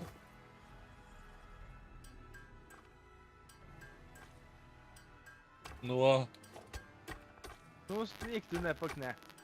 Ja. Klientbug det er så.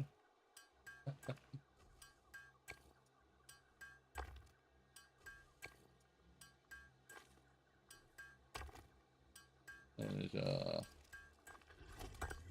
Nå har jeg 200 av hver, jeg. Iron ja. Av hver? Iron og kobber. Hvor var kobberen da? Den er bort med her. På herre sida. Rundt hjørnet her? Ja, på der, ja. On the left, on you. Ok, ja, da kommer jeg bort litt etterpå. Ironåren vi trenger mest av ennå. Ja. Går her og hacker litt.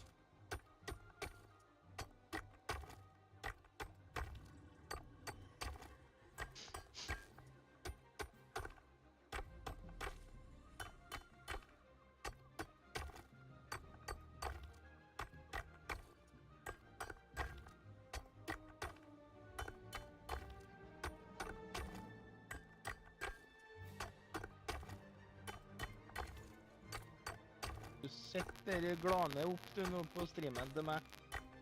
Du gjør ikke noe annet. Ja da. Så ser du ikke at det... Nei, låser seg, vet du. Ja, men låser det seg når du beveger musa tilbake til spillet?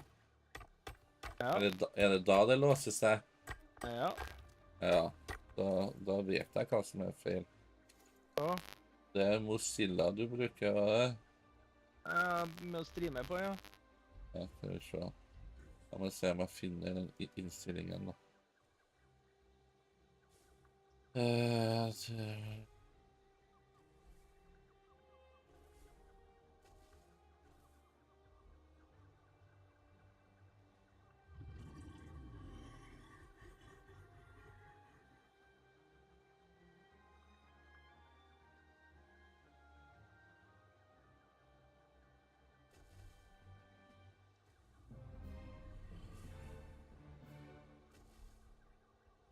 Så...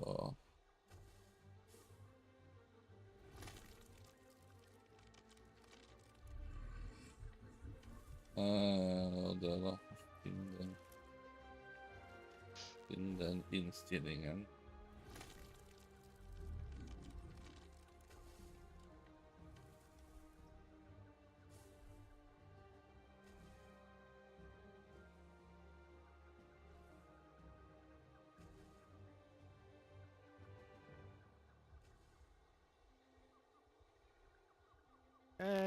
Generelt, startsiden, åpne tidligere vindu,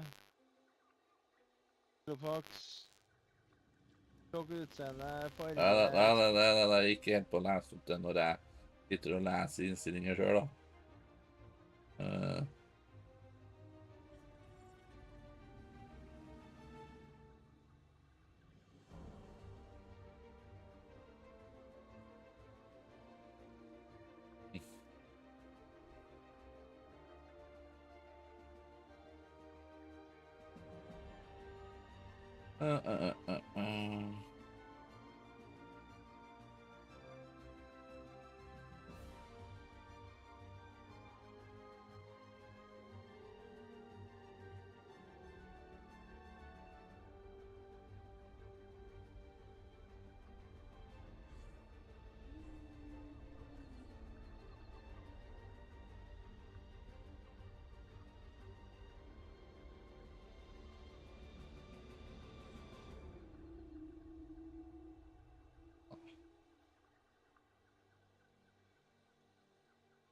fjernet det, får vi se da.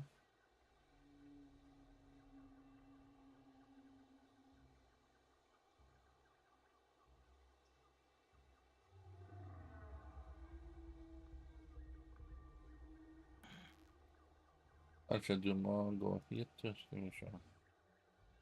Ja.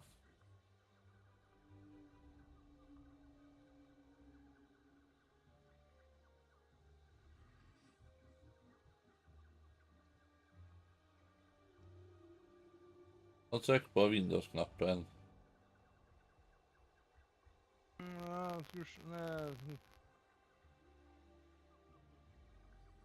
Windows-knappen, ja.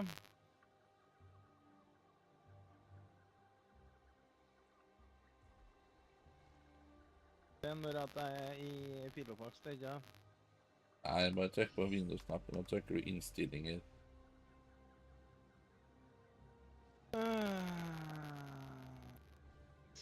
Ja, der, ja. Kan du opp firkantet ute, så får du søke etter innstillinger, står det i en liten linje der.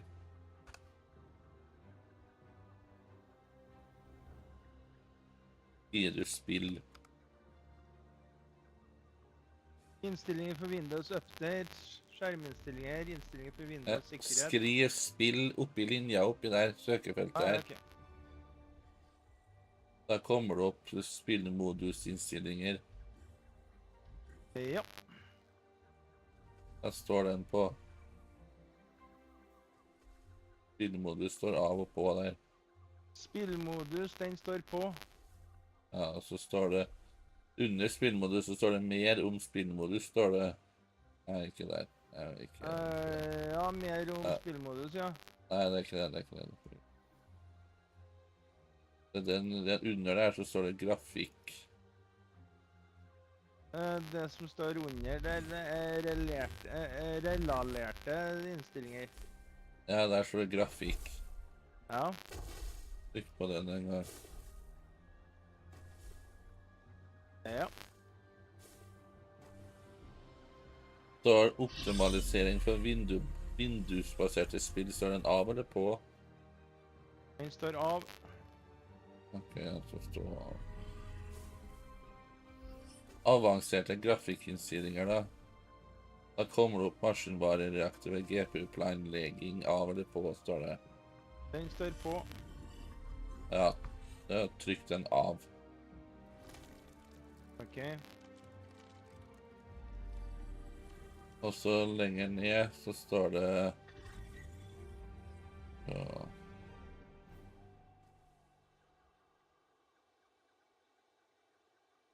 Nei, det skal ikke være noe mer nå.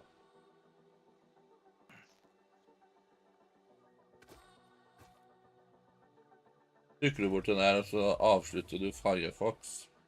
Så starter du Firefox igjen. Ja.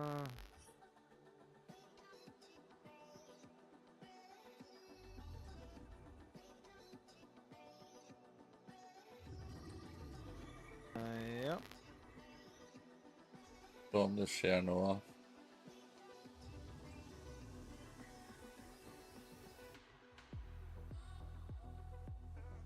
Ja, men det skjer nå.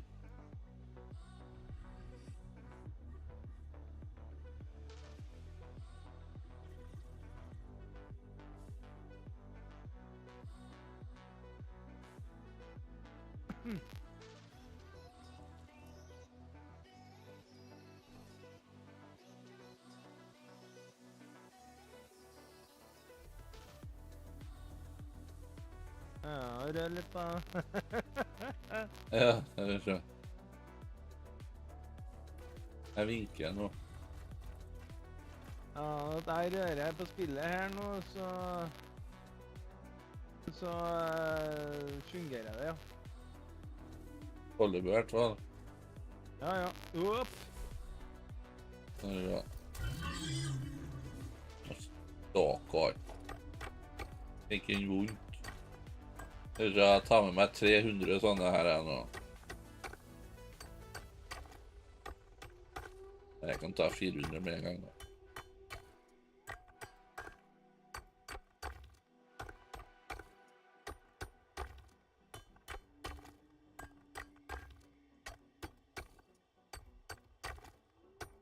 Nei, jeg tar 3.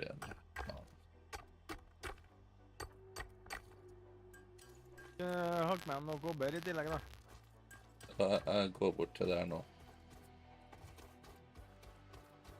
Ikke møte på noen forbanna hunder. Altså.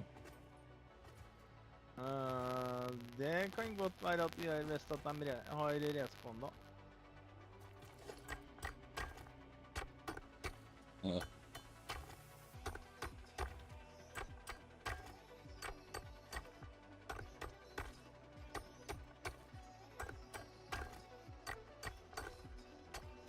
Nei, jeg springer tilbake til høyben, nei. Ja. Jeg har bare 42 kobber igjen der.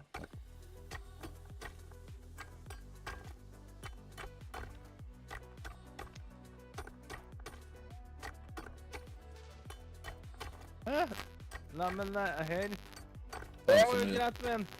Faen som magen Nei, min jeg begynner huler her. å rumble nå. Vant du hule? Ja. Opp, og så holdt jeg på å dø nesten, ja.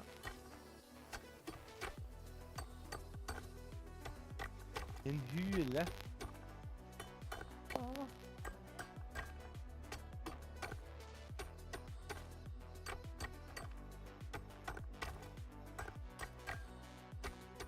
Der er det 2 bikkjer, ser jeg.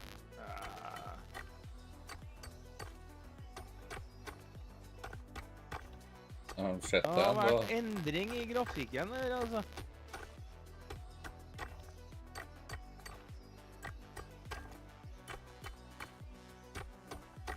Kolliderer mot noe som...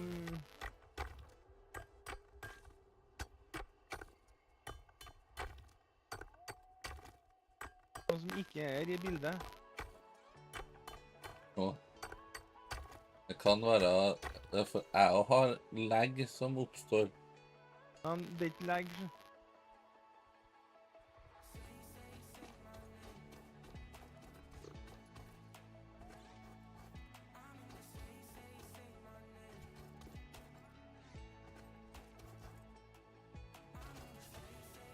Springer og kolliderer mot noe som ikke er der.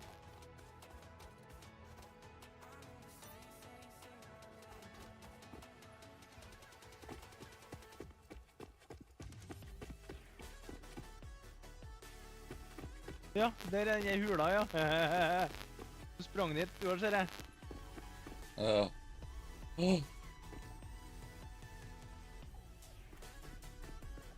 Edderkopper. Å hjelpe meg.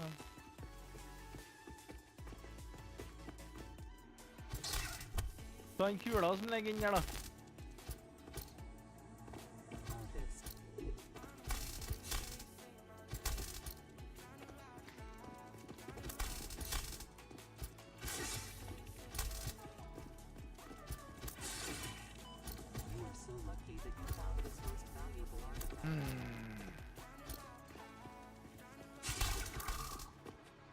Nå ble jeg mett, ja. Jeg likte ikke meg inni her. Skula kan vi ta senere.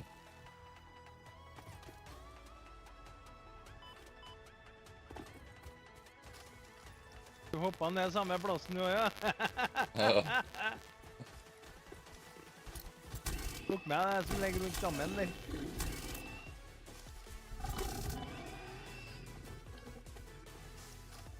Jeg tok ikke ned alt der fordi at jeg var så lavt liv på meg. Repair needed.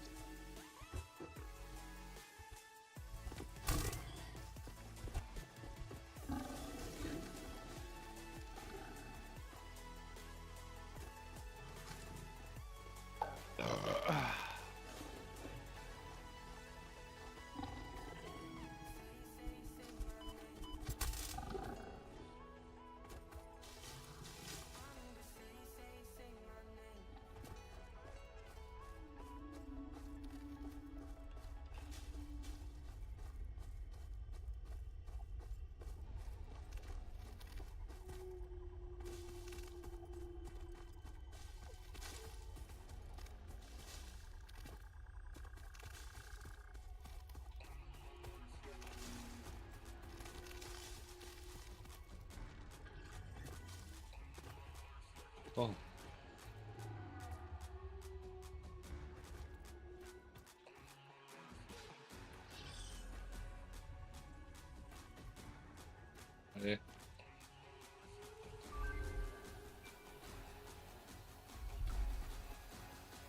Da fikk vi skjelett. Congratulations. Skjelett?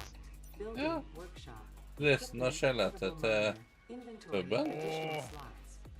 Jeg trodde du mente på et beinrangel da nå. Sixth objective. Complete hub upgrade 2. Note. Portable miners require no power and will mine a node until their inventory is full. Note. Multiple portable miners can be used on a single node.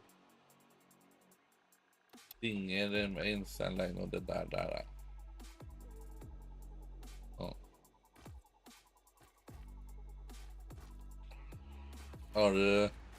Har du greier til å lage en sånn workbench til? Production, en kraftbench, ja. Ja. Jeg har det. Sett ut det ute i gresset her da. I graset.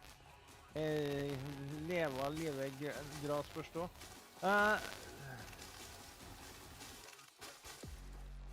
Nei, vet du, jeg mangler stealing plate. Steel plate, iron plate, eller? Iron plate, ja. Mange da? Nei, men skal vi se, hva det med, det var...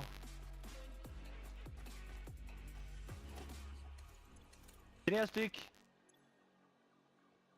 Jeg fikk litt langt av det. Ja.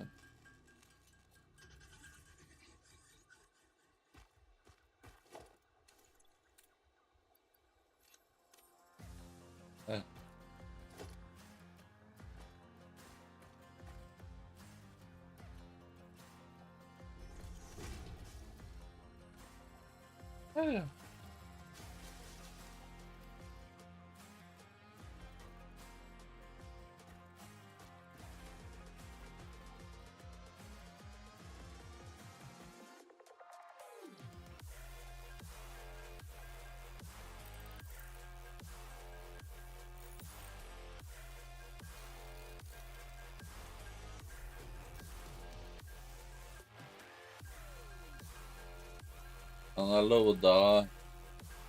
loada seriegamet sitt, han streameren som har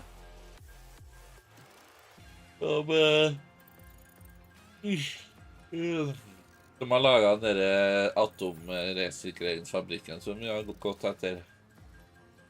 Jaha. Han har loada ene seriegamet sitt, ser jeg.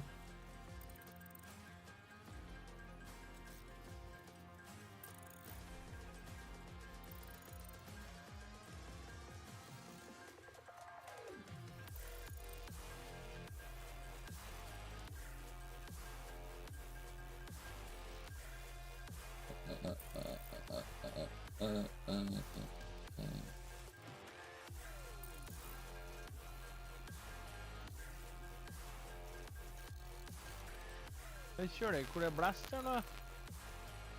Hæ? Det høres ut som en storm ut av fartet her. Ja, så bra. Blæst som i spillet. Åja.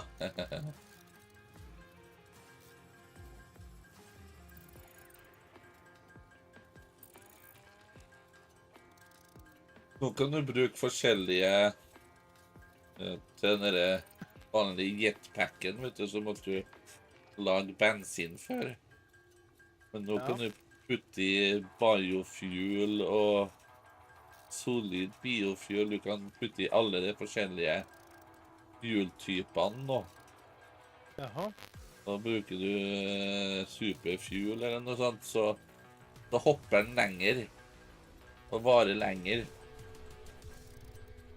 Det har forskjellige egenskaper, den jetpacken til bedre fuel du bruker.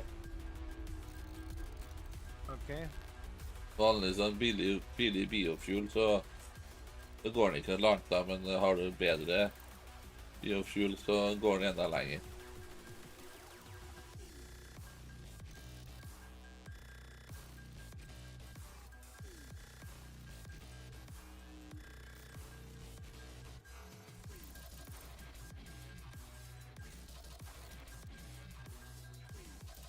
advanced game option, den kan jeg enable på det ene save-gamet vårt.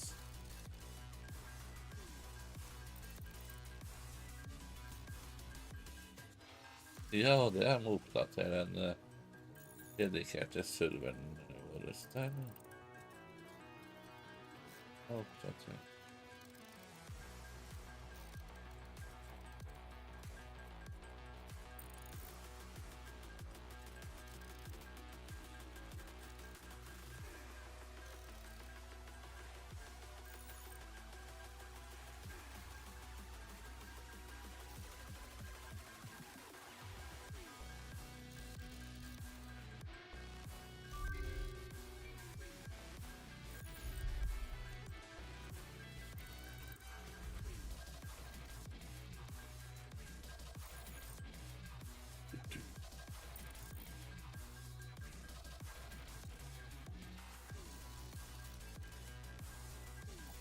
Da har jeg laget nok iron ingot, skal vi se. Da har noe iron plate, eller?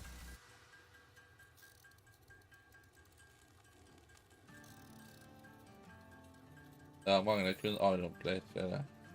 Nei, det gjør vi ikke.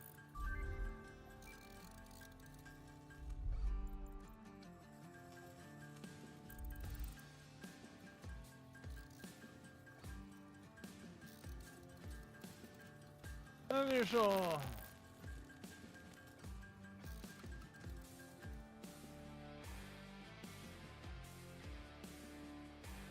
Congratulations. Hvem rakketten nå? Scanner feature, limestone.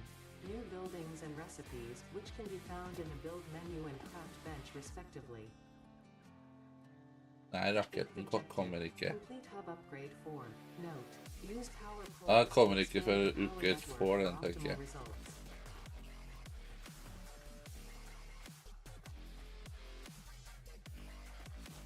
Vi trenger sånn... Nå har vi fått en sånn strømaggregat bak her.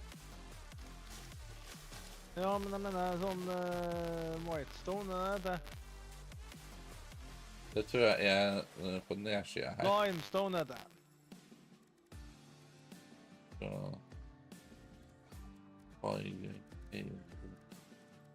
Limestone er rett nedover. Ok.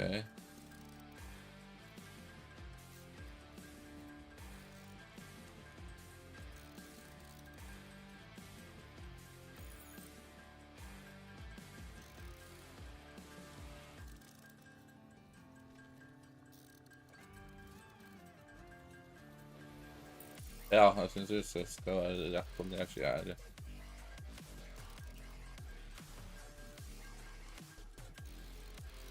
Det stopper opp det der, ja. Du har leg spikes, du også.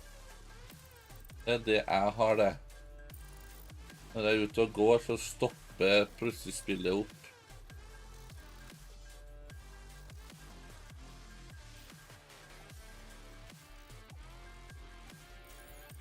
Jeg skal prøve å...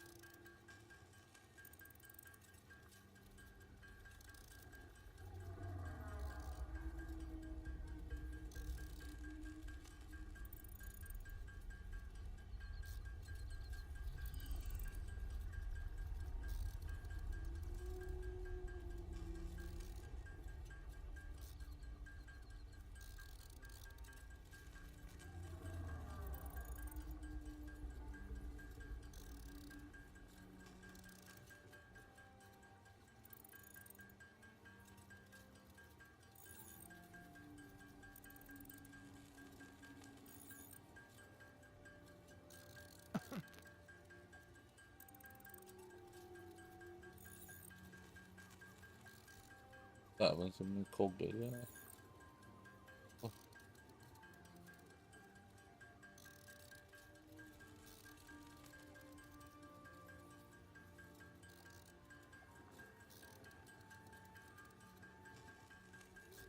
Hvorfor får ikke jeg det da?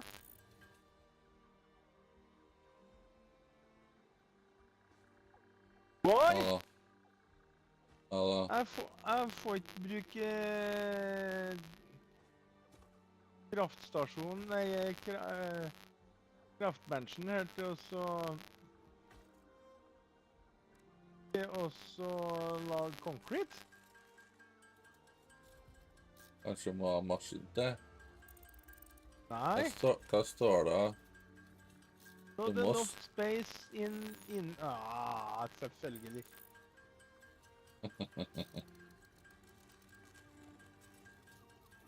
Ja, da er det noe rart.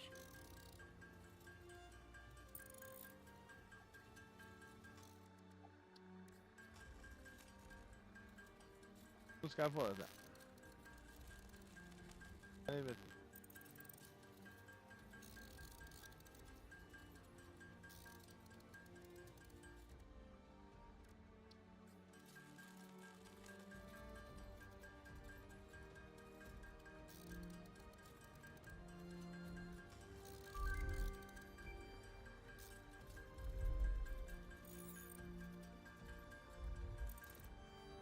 Congratulations, you have unlocked building, conveyor belts and poles.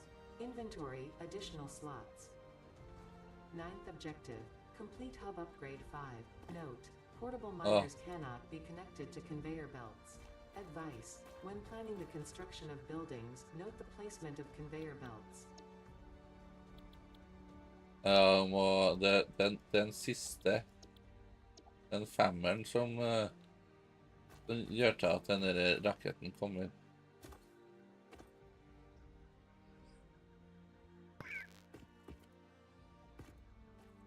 Magen. Faen så magen rumler.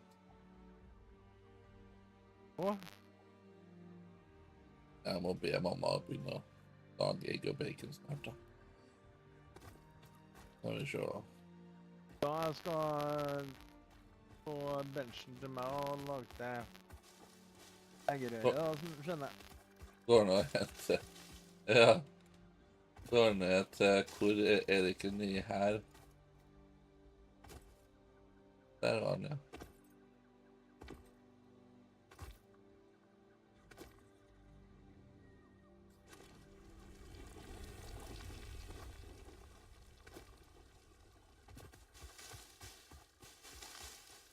Jeg har satt ut en miner allerede, ja, det var fint.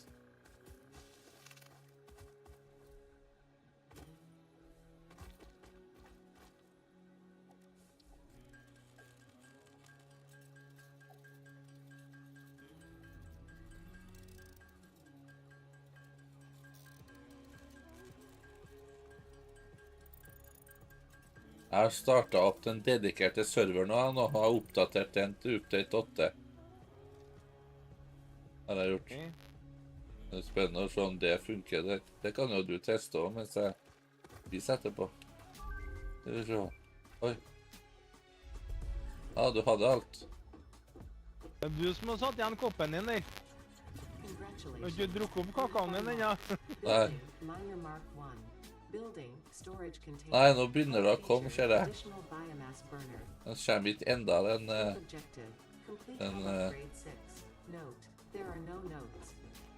Tydeligvis ikke.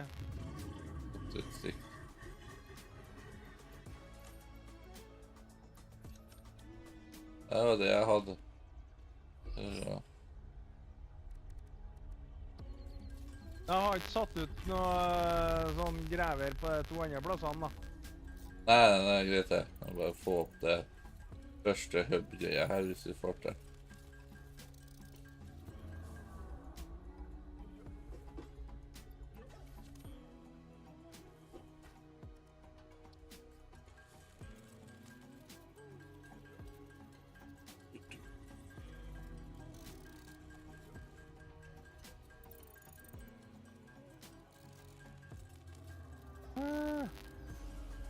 Vi mangler concrete og ironplate. Det er kun Concrete og konkret. ironplate. Jeg går nå, jeg henter litt mer av.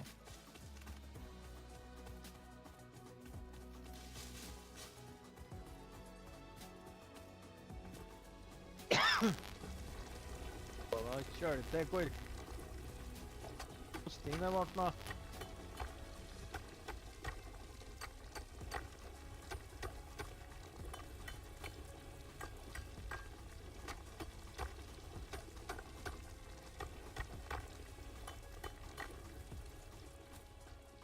Ja.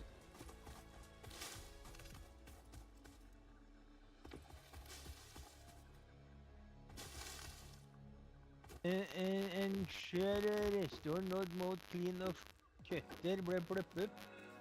Hva du sa for noe bløpp, hva da?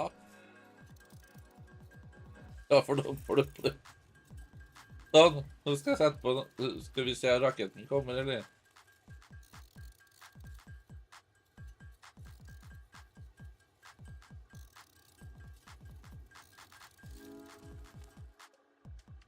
Faen, altså! Au! Den forbanna bikkjene, da. Jeg kom og hjelpe deg opp.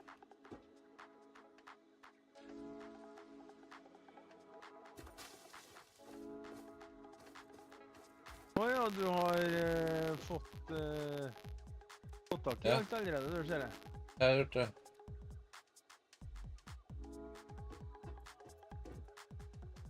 Se om raketten kommer nå.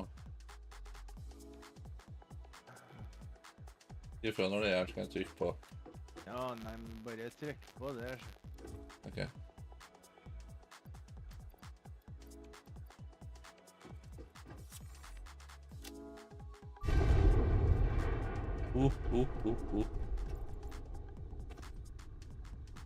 Congratulations. Der kommer den, vet du. Unlocked.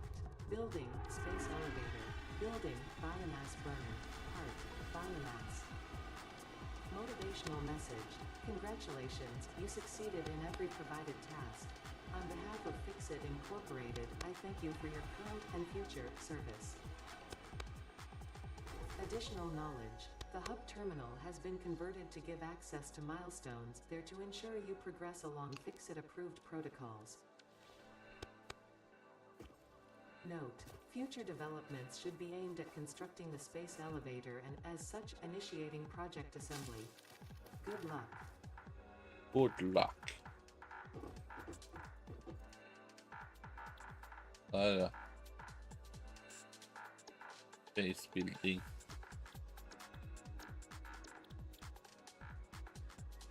Det er viktigste nå.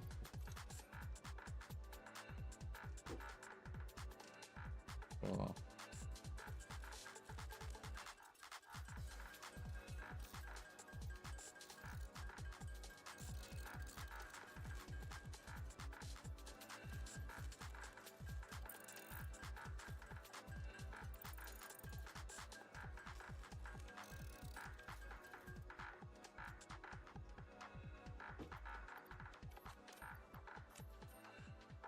Det var det jeg hadde. Ja. Da må vi ha iron rod og mer iron plate og concrete. Har du laget noen sånne stenger, du, eller maskiner? Sånne Gravere, ja. borremaskiner? Nei, jeg har ikke gjort det. For å få åpnet det base Nei, building-greier. jeg fikk til å lage 2 stykker, så den ene står ned på limestone, og den andre satt jeg på iron... Ja, men det er bra. Det er bra.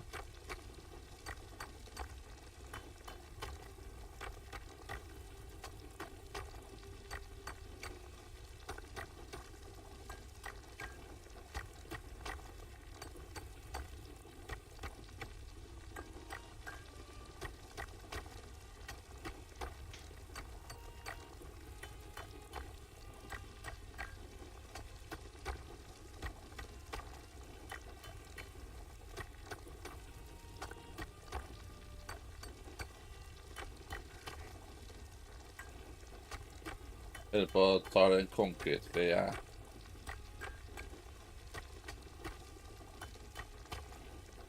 Jeg bare hakker samtidig som maskinen står og går. Ja.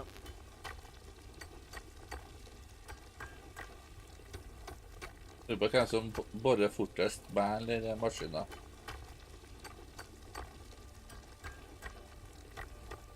Jeg tror det er meg.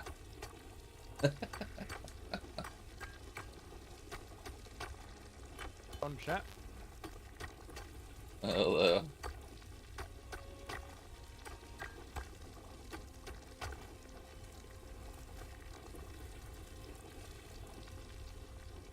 Ja, jeg hakker fortere selv, ser jeg. Men den maskinen, den hakker jo når vi ikke er der også, det er jo veldig bra.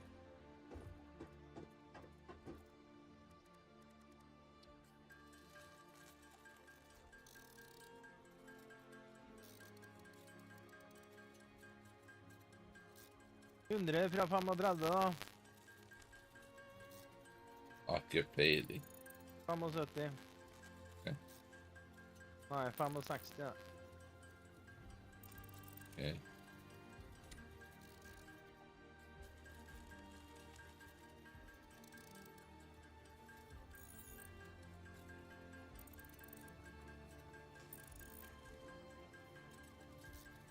Autosave in 4, 3, 2, 1.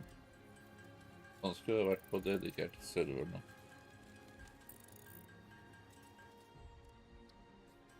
Selvfølgelig så mangler vi litt grann iron rod.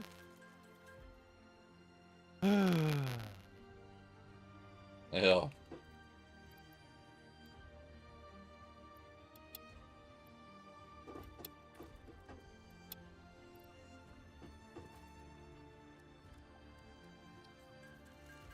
Vær så god, din tur.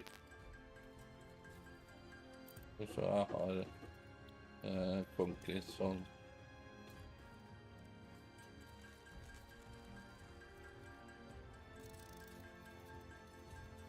Må jeg hente mer concrete.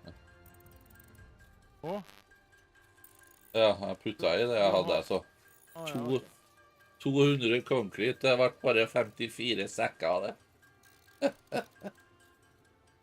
Så må jeg hente mer.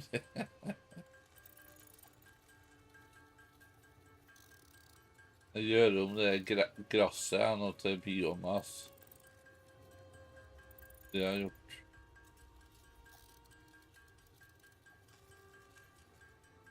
Det er veldig fort, ser jeg.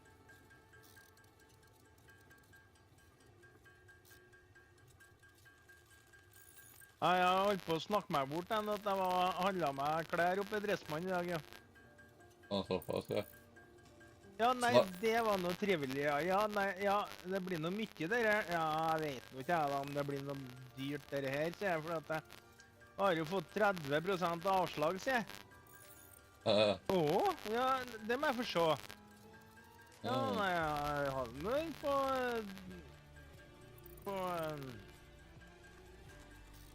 e-posten her, sier jeg. Ja, nei, det er noe en strekkode, det da, sier jeg. Ja, vi sto der og skravla, vet du. Så pakket alt i en pose, og så skulle jeg skanne den strekkoden til meg, da.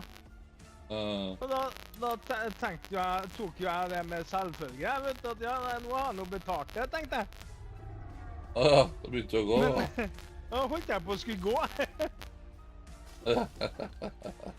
Men du må betale, sier jeg. Hva sa du da?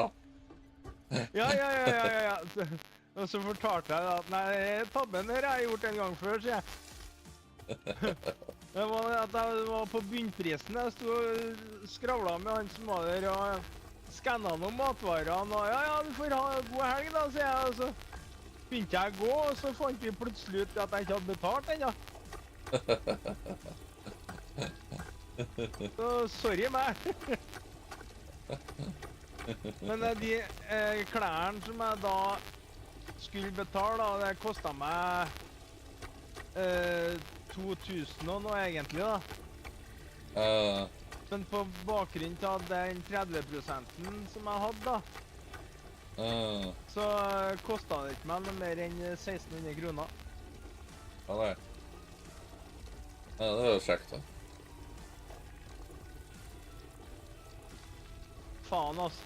Det blir for lite konkret til meg, så det er bra at du står der, du også.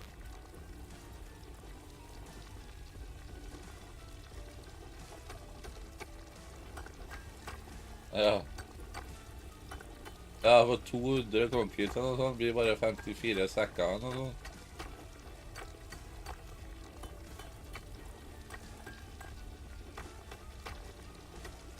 Vi mangler 80, tror jeg. Ja. 111 fra 200, det er 80. Det er 79, ja, det. Ja, kanskje.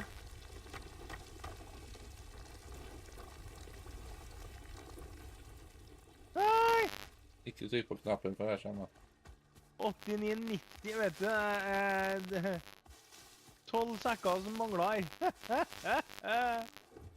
Ok. Og da har jeg det her.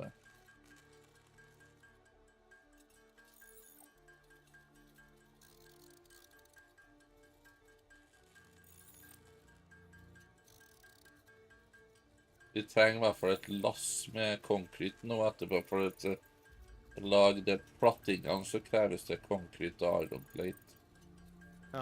Vi må sette opp en maskin nedpå her til den konkreten først da. Det bør vi gjøre.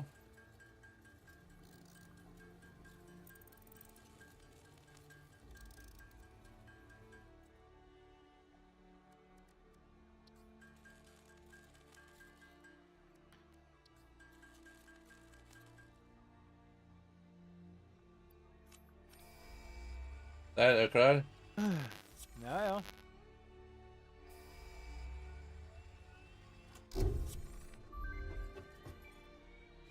Milestone reached. You have unlocked several structures aimed to provide the first needed to build basic factory infrastructure and improved overview.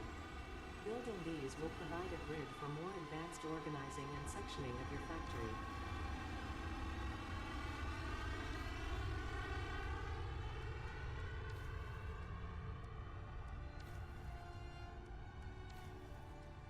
Du får ta opp neste kveste, du da. Så. Jeg går og trykk på den bak her først. Så.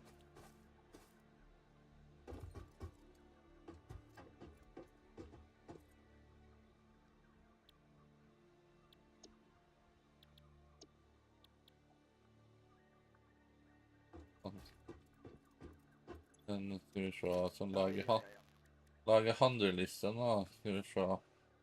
Må ha en miner og en konstruktor bare. Det er rett fra mineren til konstruktoren. Ja.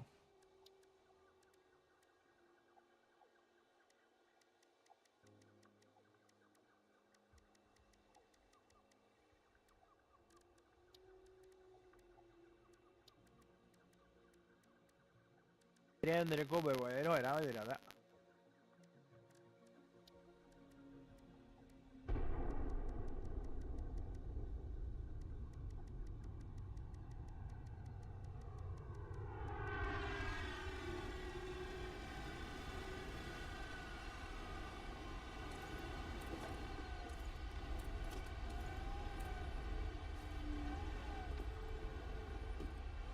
Kommer noen land igjen i helvete. Milestone exchange concluded. Fix-it freighter re-entry complete. Konkret.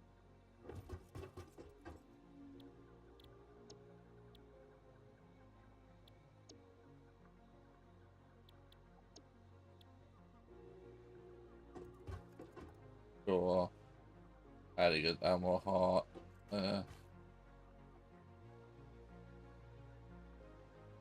70 iron plate.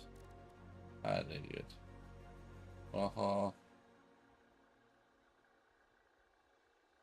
Må ha iron nå, må ned og Og grave.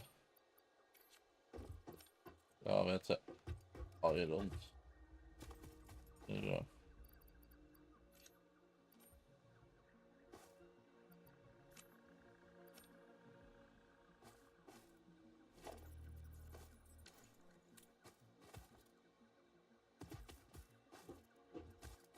Går det til iron-plassen der?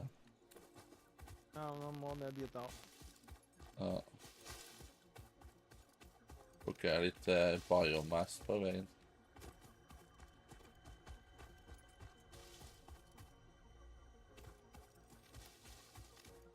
Tar deg an, det. Jeg plukker jo opp biomass på veien, så. Au. Var du, eller? Nei, men det var like før, tror jeg. Like før ser du ikke måleren din der, da? Ja. Hvis det er en prikk. Ja, jeg vet. Det var ikke klar. Nei, dæven, du jukser. Det er kobberen, det. Ja, tar litt kobber og...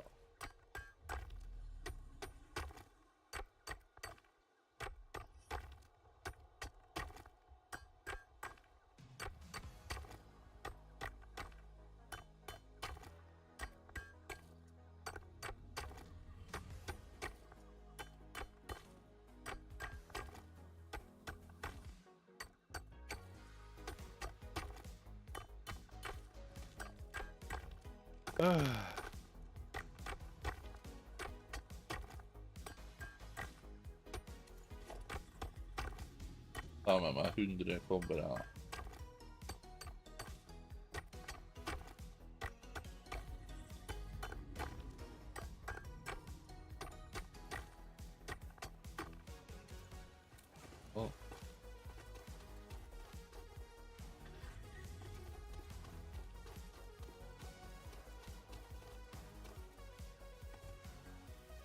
Her er du, ja.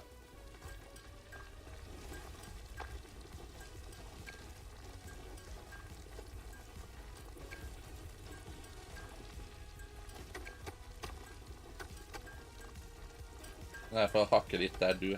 Hakke, sånn. Nei, sånn. Sånn. Hakke litt der, da, også.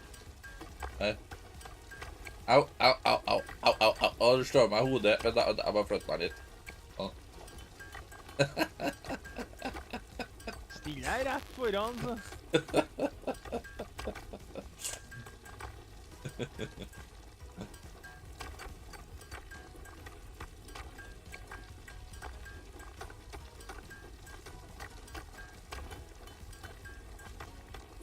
Førstemann til 500, da.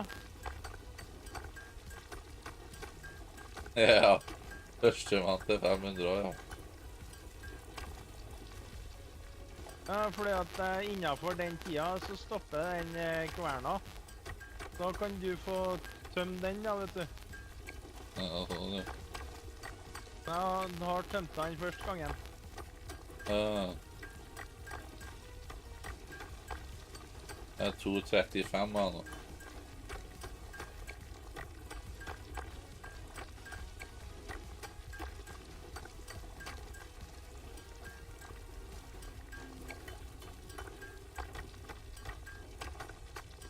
Det er 100 av nå.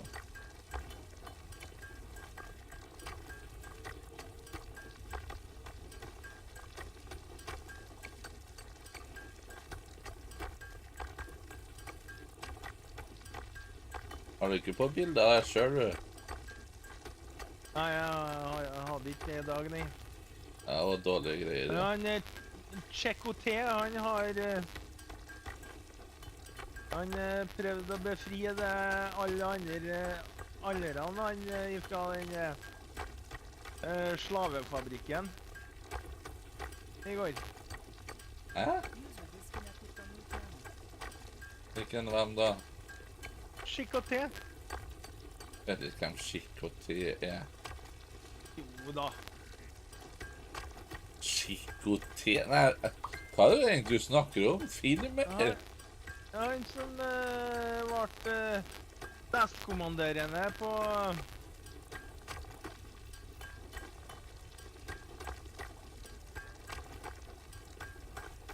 på skipet i starten. Jeg har 500 jeg nå. Nei. Jo. Jeg hadde noe på forhånd. Her har jeg 500. Nå har jeg 546, jeg. Nå er det 600 snart.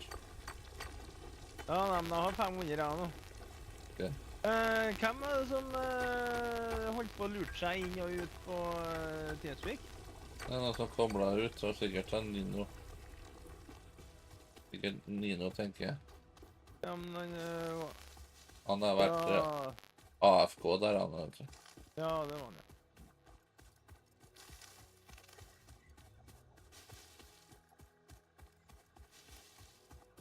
Han var inne på et tidligere i dag, så at jeg var inne for å kikke i forhold til hvor mange som var der, altså. Husk på å trykke på... Husk på å spamme E når du går, da. Da plukker du opp alt som ligger foran deg i veien fremover. Trenger sikkert nok av det, tenker jeg.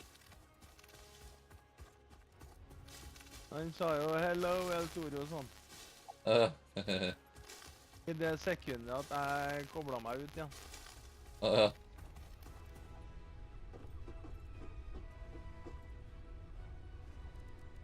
Så... Jeg må ha 70 iron plate, 2 reinforced iron plate og 20 iron rod må jeg ha.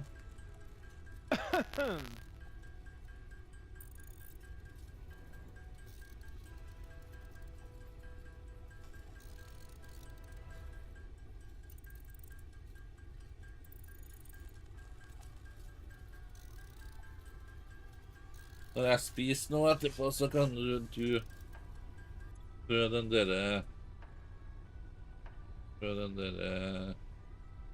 dedikerte serveren vår.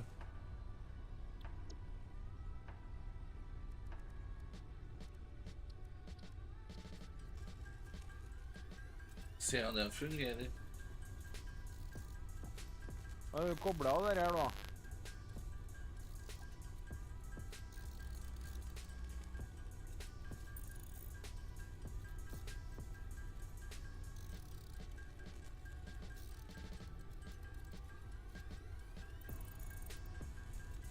Jeg har laget meg noe ordentlig mat av egentlig, så.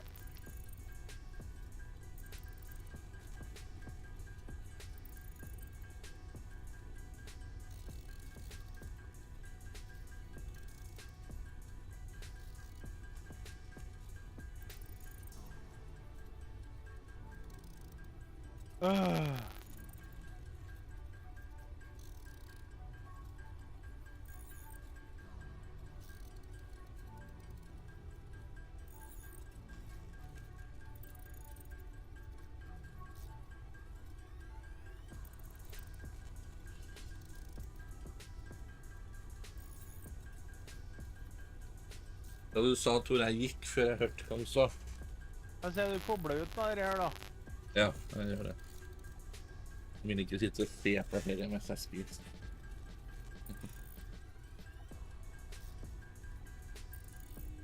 Ja. Jeg har bestilt egg og bacon nå.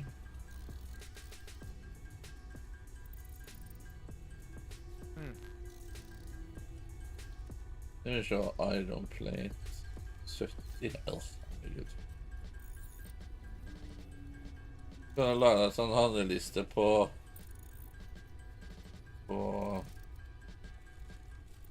dette var i hvert fall en maskin som har å smelte iron til iron ingot i hvert fall. Jeg har det. Ja.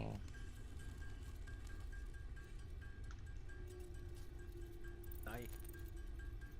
Den er det. Nei, det er ikke.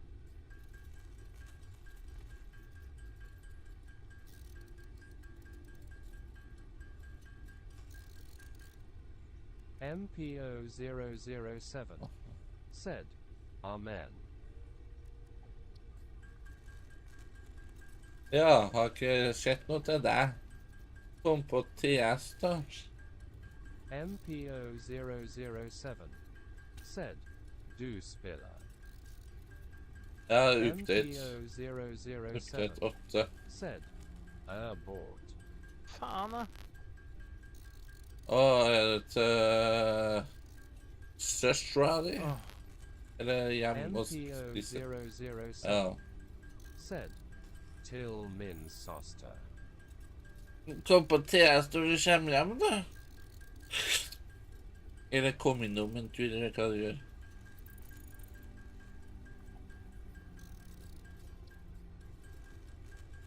MPO007 said, "Det malig ja." Ja, må gjøre det. Må gjøre det. Gjøre det.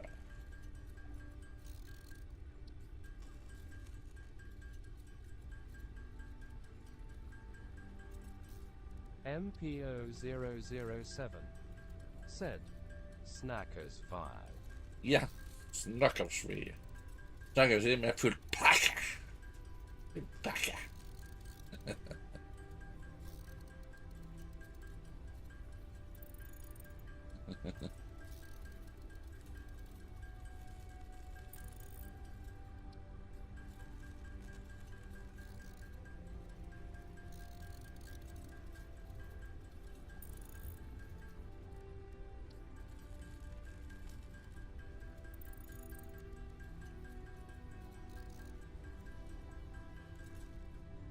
Ja.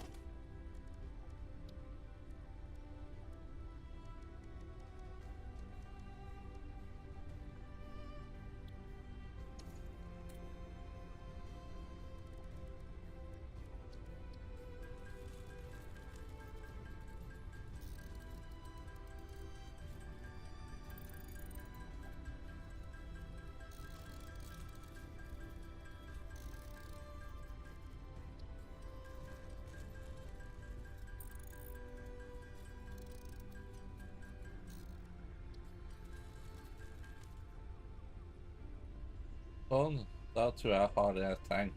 Jeg går ned på concreten der, jeg. OK. Ja.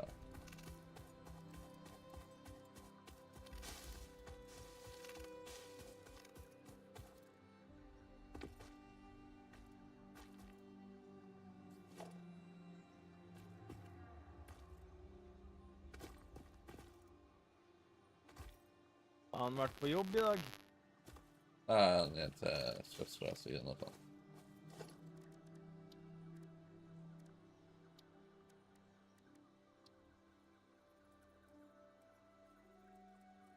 Stream Elements said, "Zygor guides are the best and fastest way to level your characters in World of Warcraft. Get it here. https://zygorguides.com/members/referred?code equals 254520."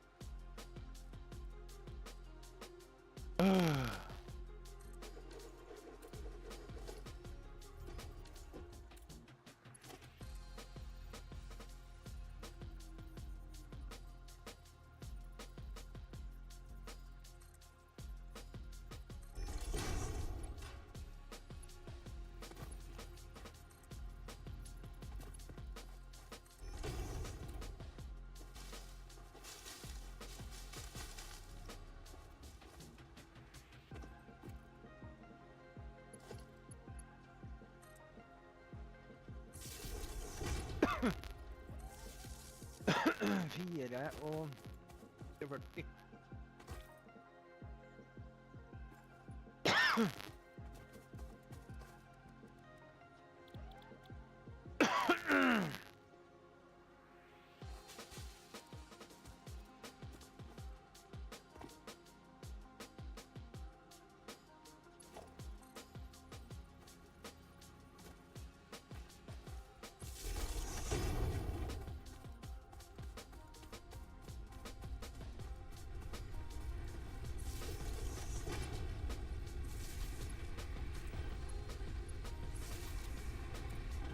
Da tror jeg det skal begynne ned der.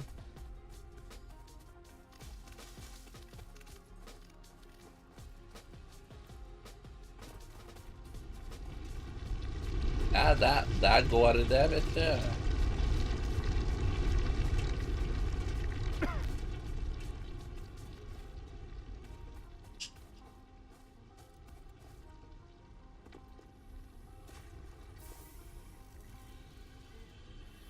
Jeg mangler bare 305 konkret nå. 305, mangler bare 305. Ja. Ja, det kommer konkret opp til containeren her nå.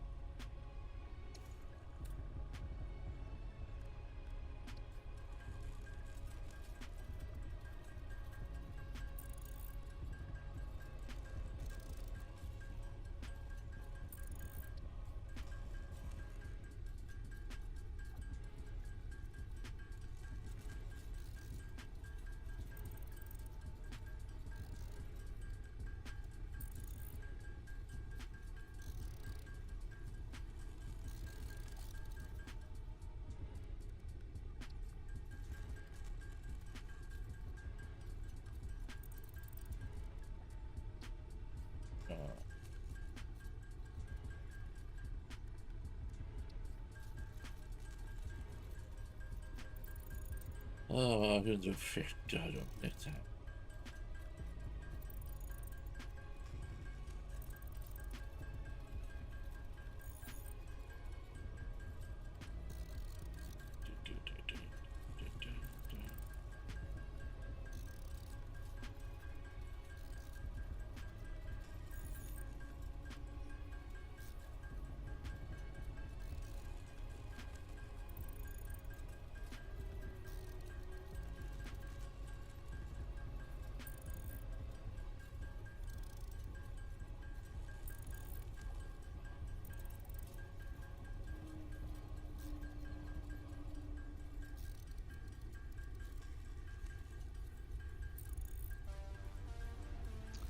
Stått opp på rett side av dagen I dag, ser jeg.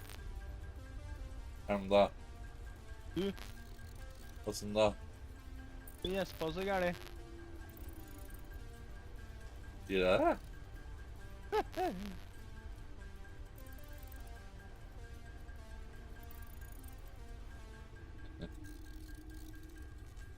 Jo.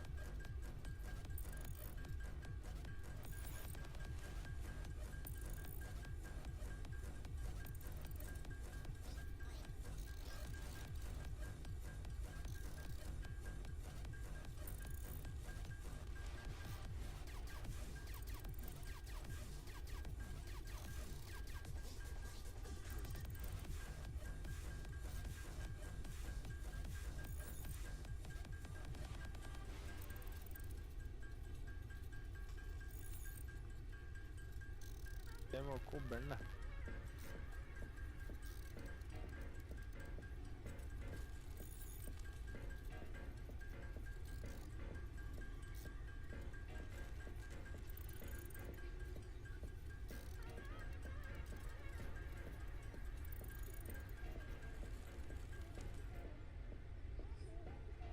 En.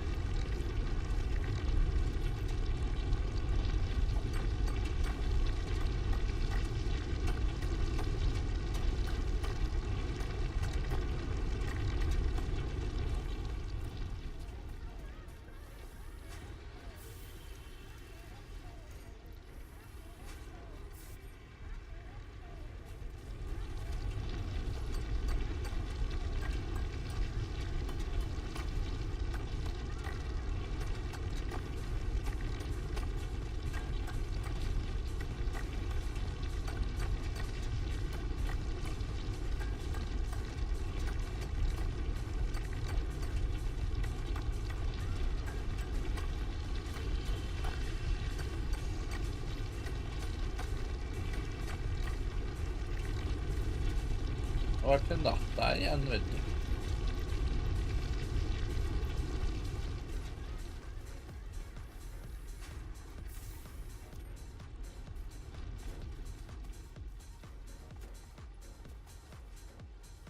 Jupiter som er like bak oss der, ser jeg.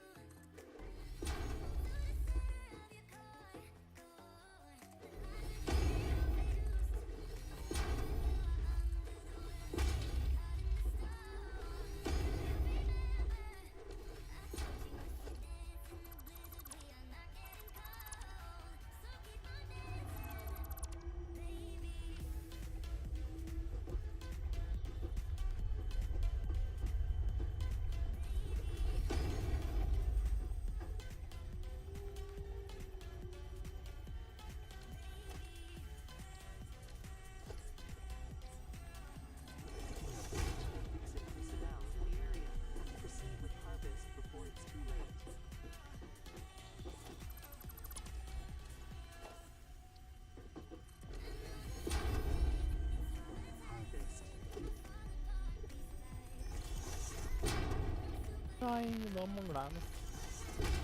Ja vel.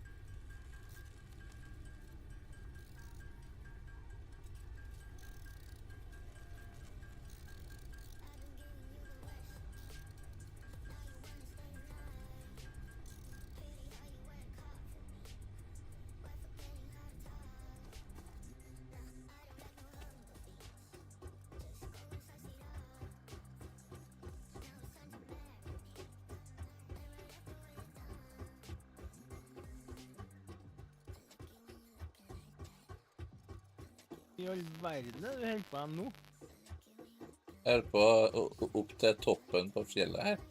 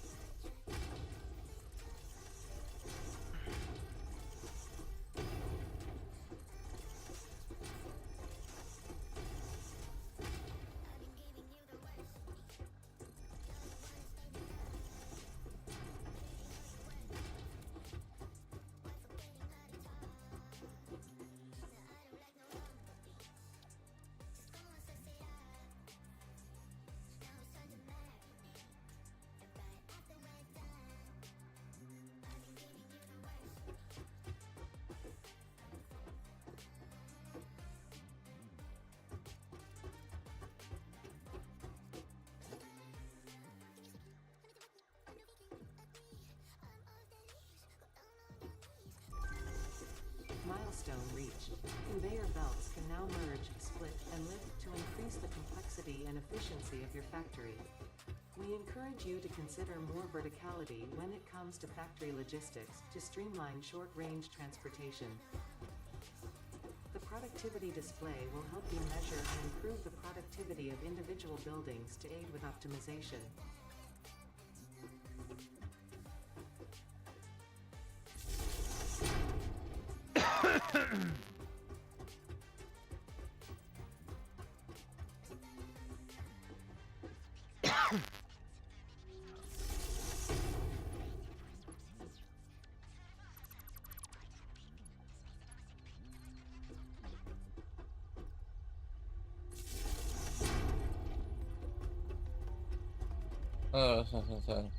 Sett den der. Nå, cola eller? Ja, en sånn cola. Det er ikke det du har i hvert fall. Ja.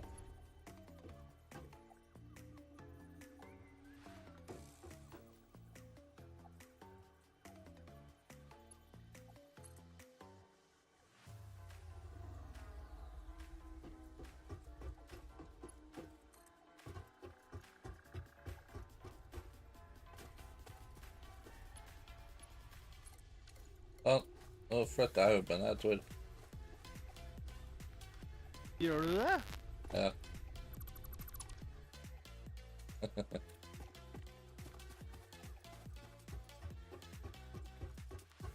Det var ikke noe morsomt, nei.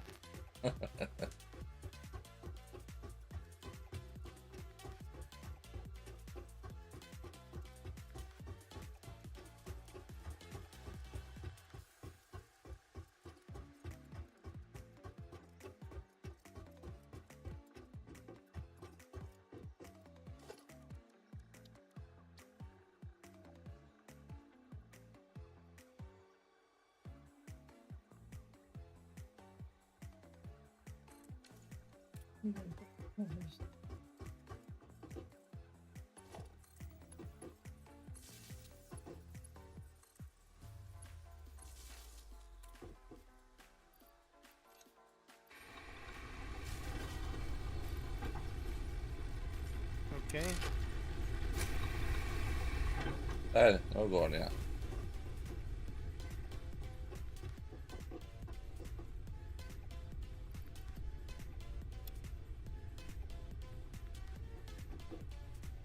Sånn.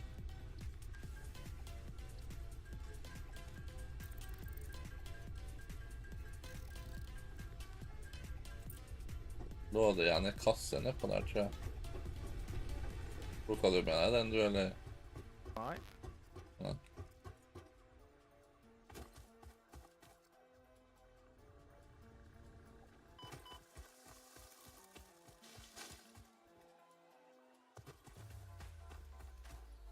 Det gjorde jeg ikke. Okay.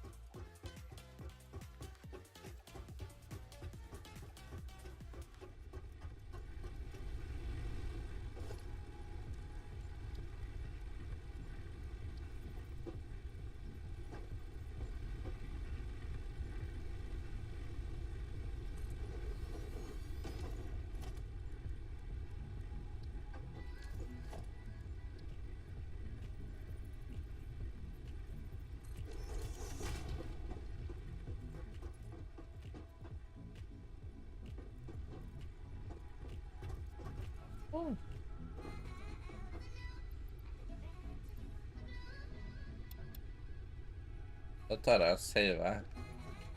Har jeg fått mad?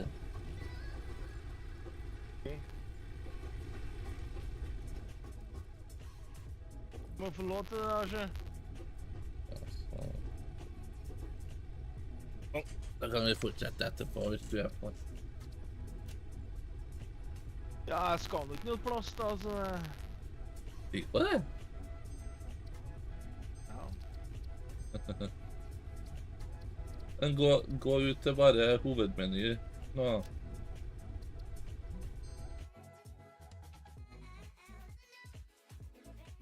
Enn om jeg vil spille noe annet da? Ja, men for å sjekke da.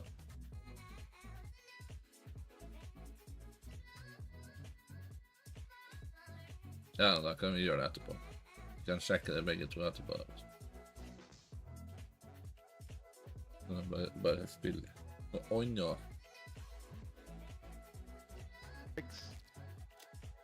Da, exit, confirm.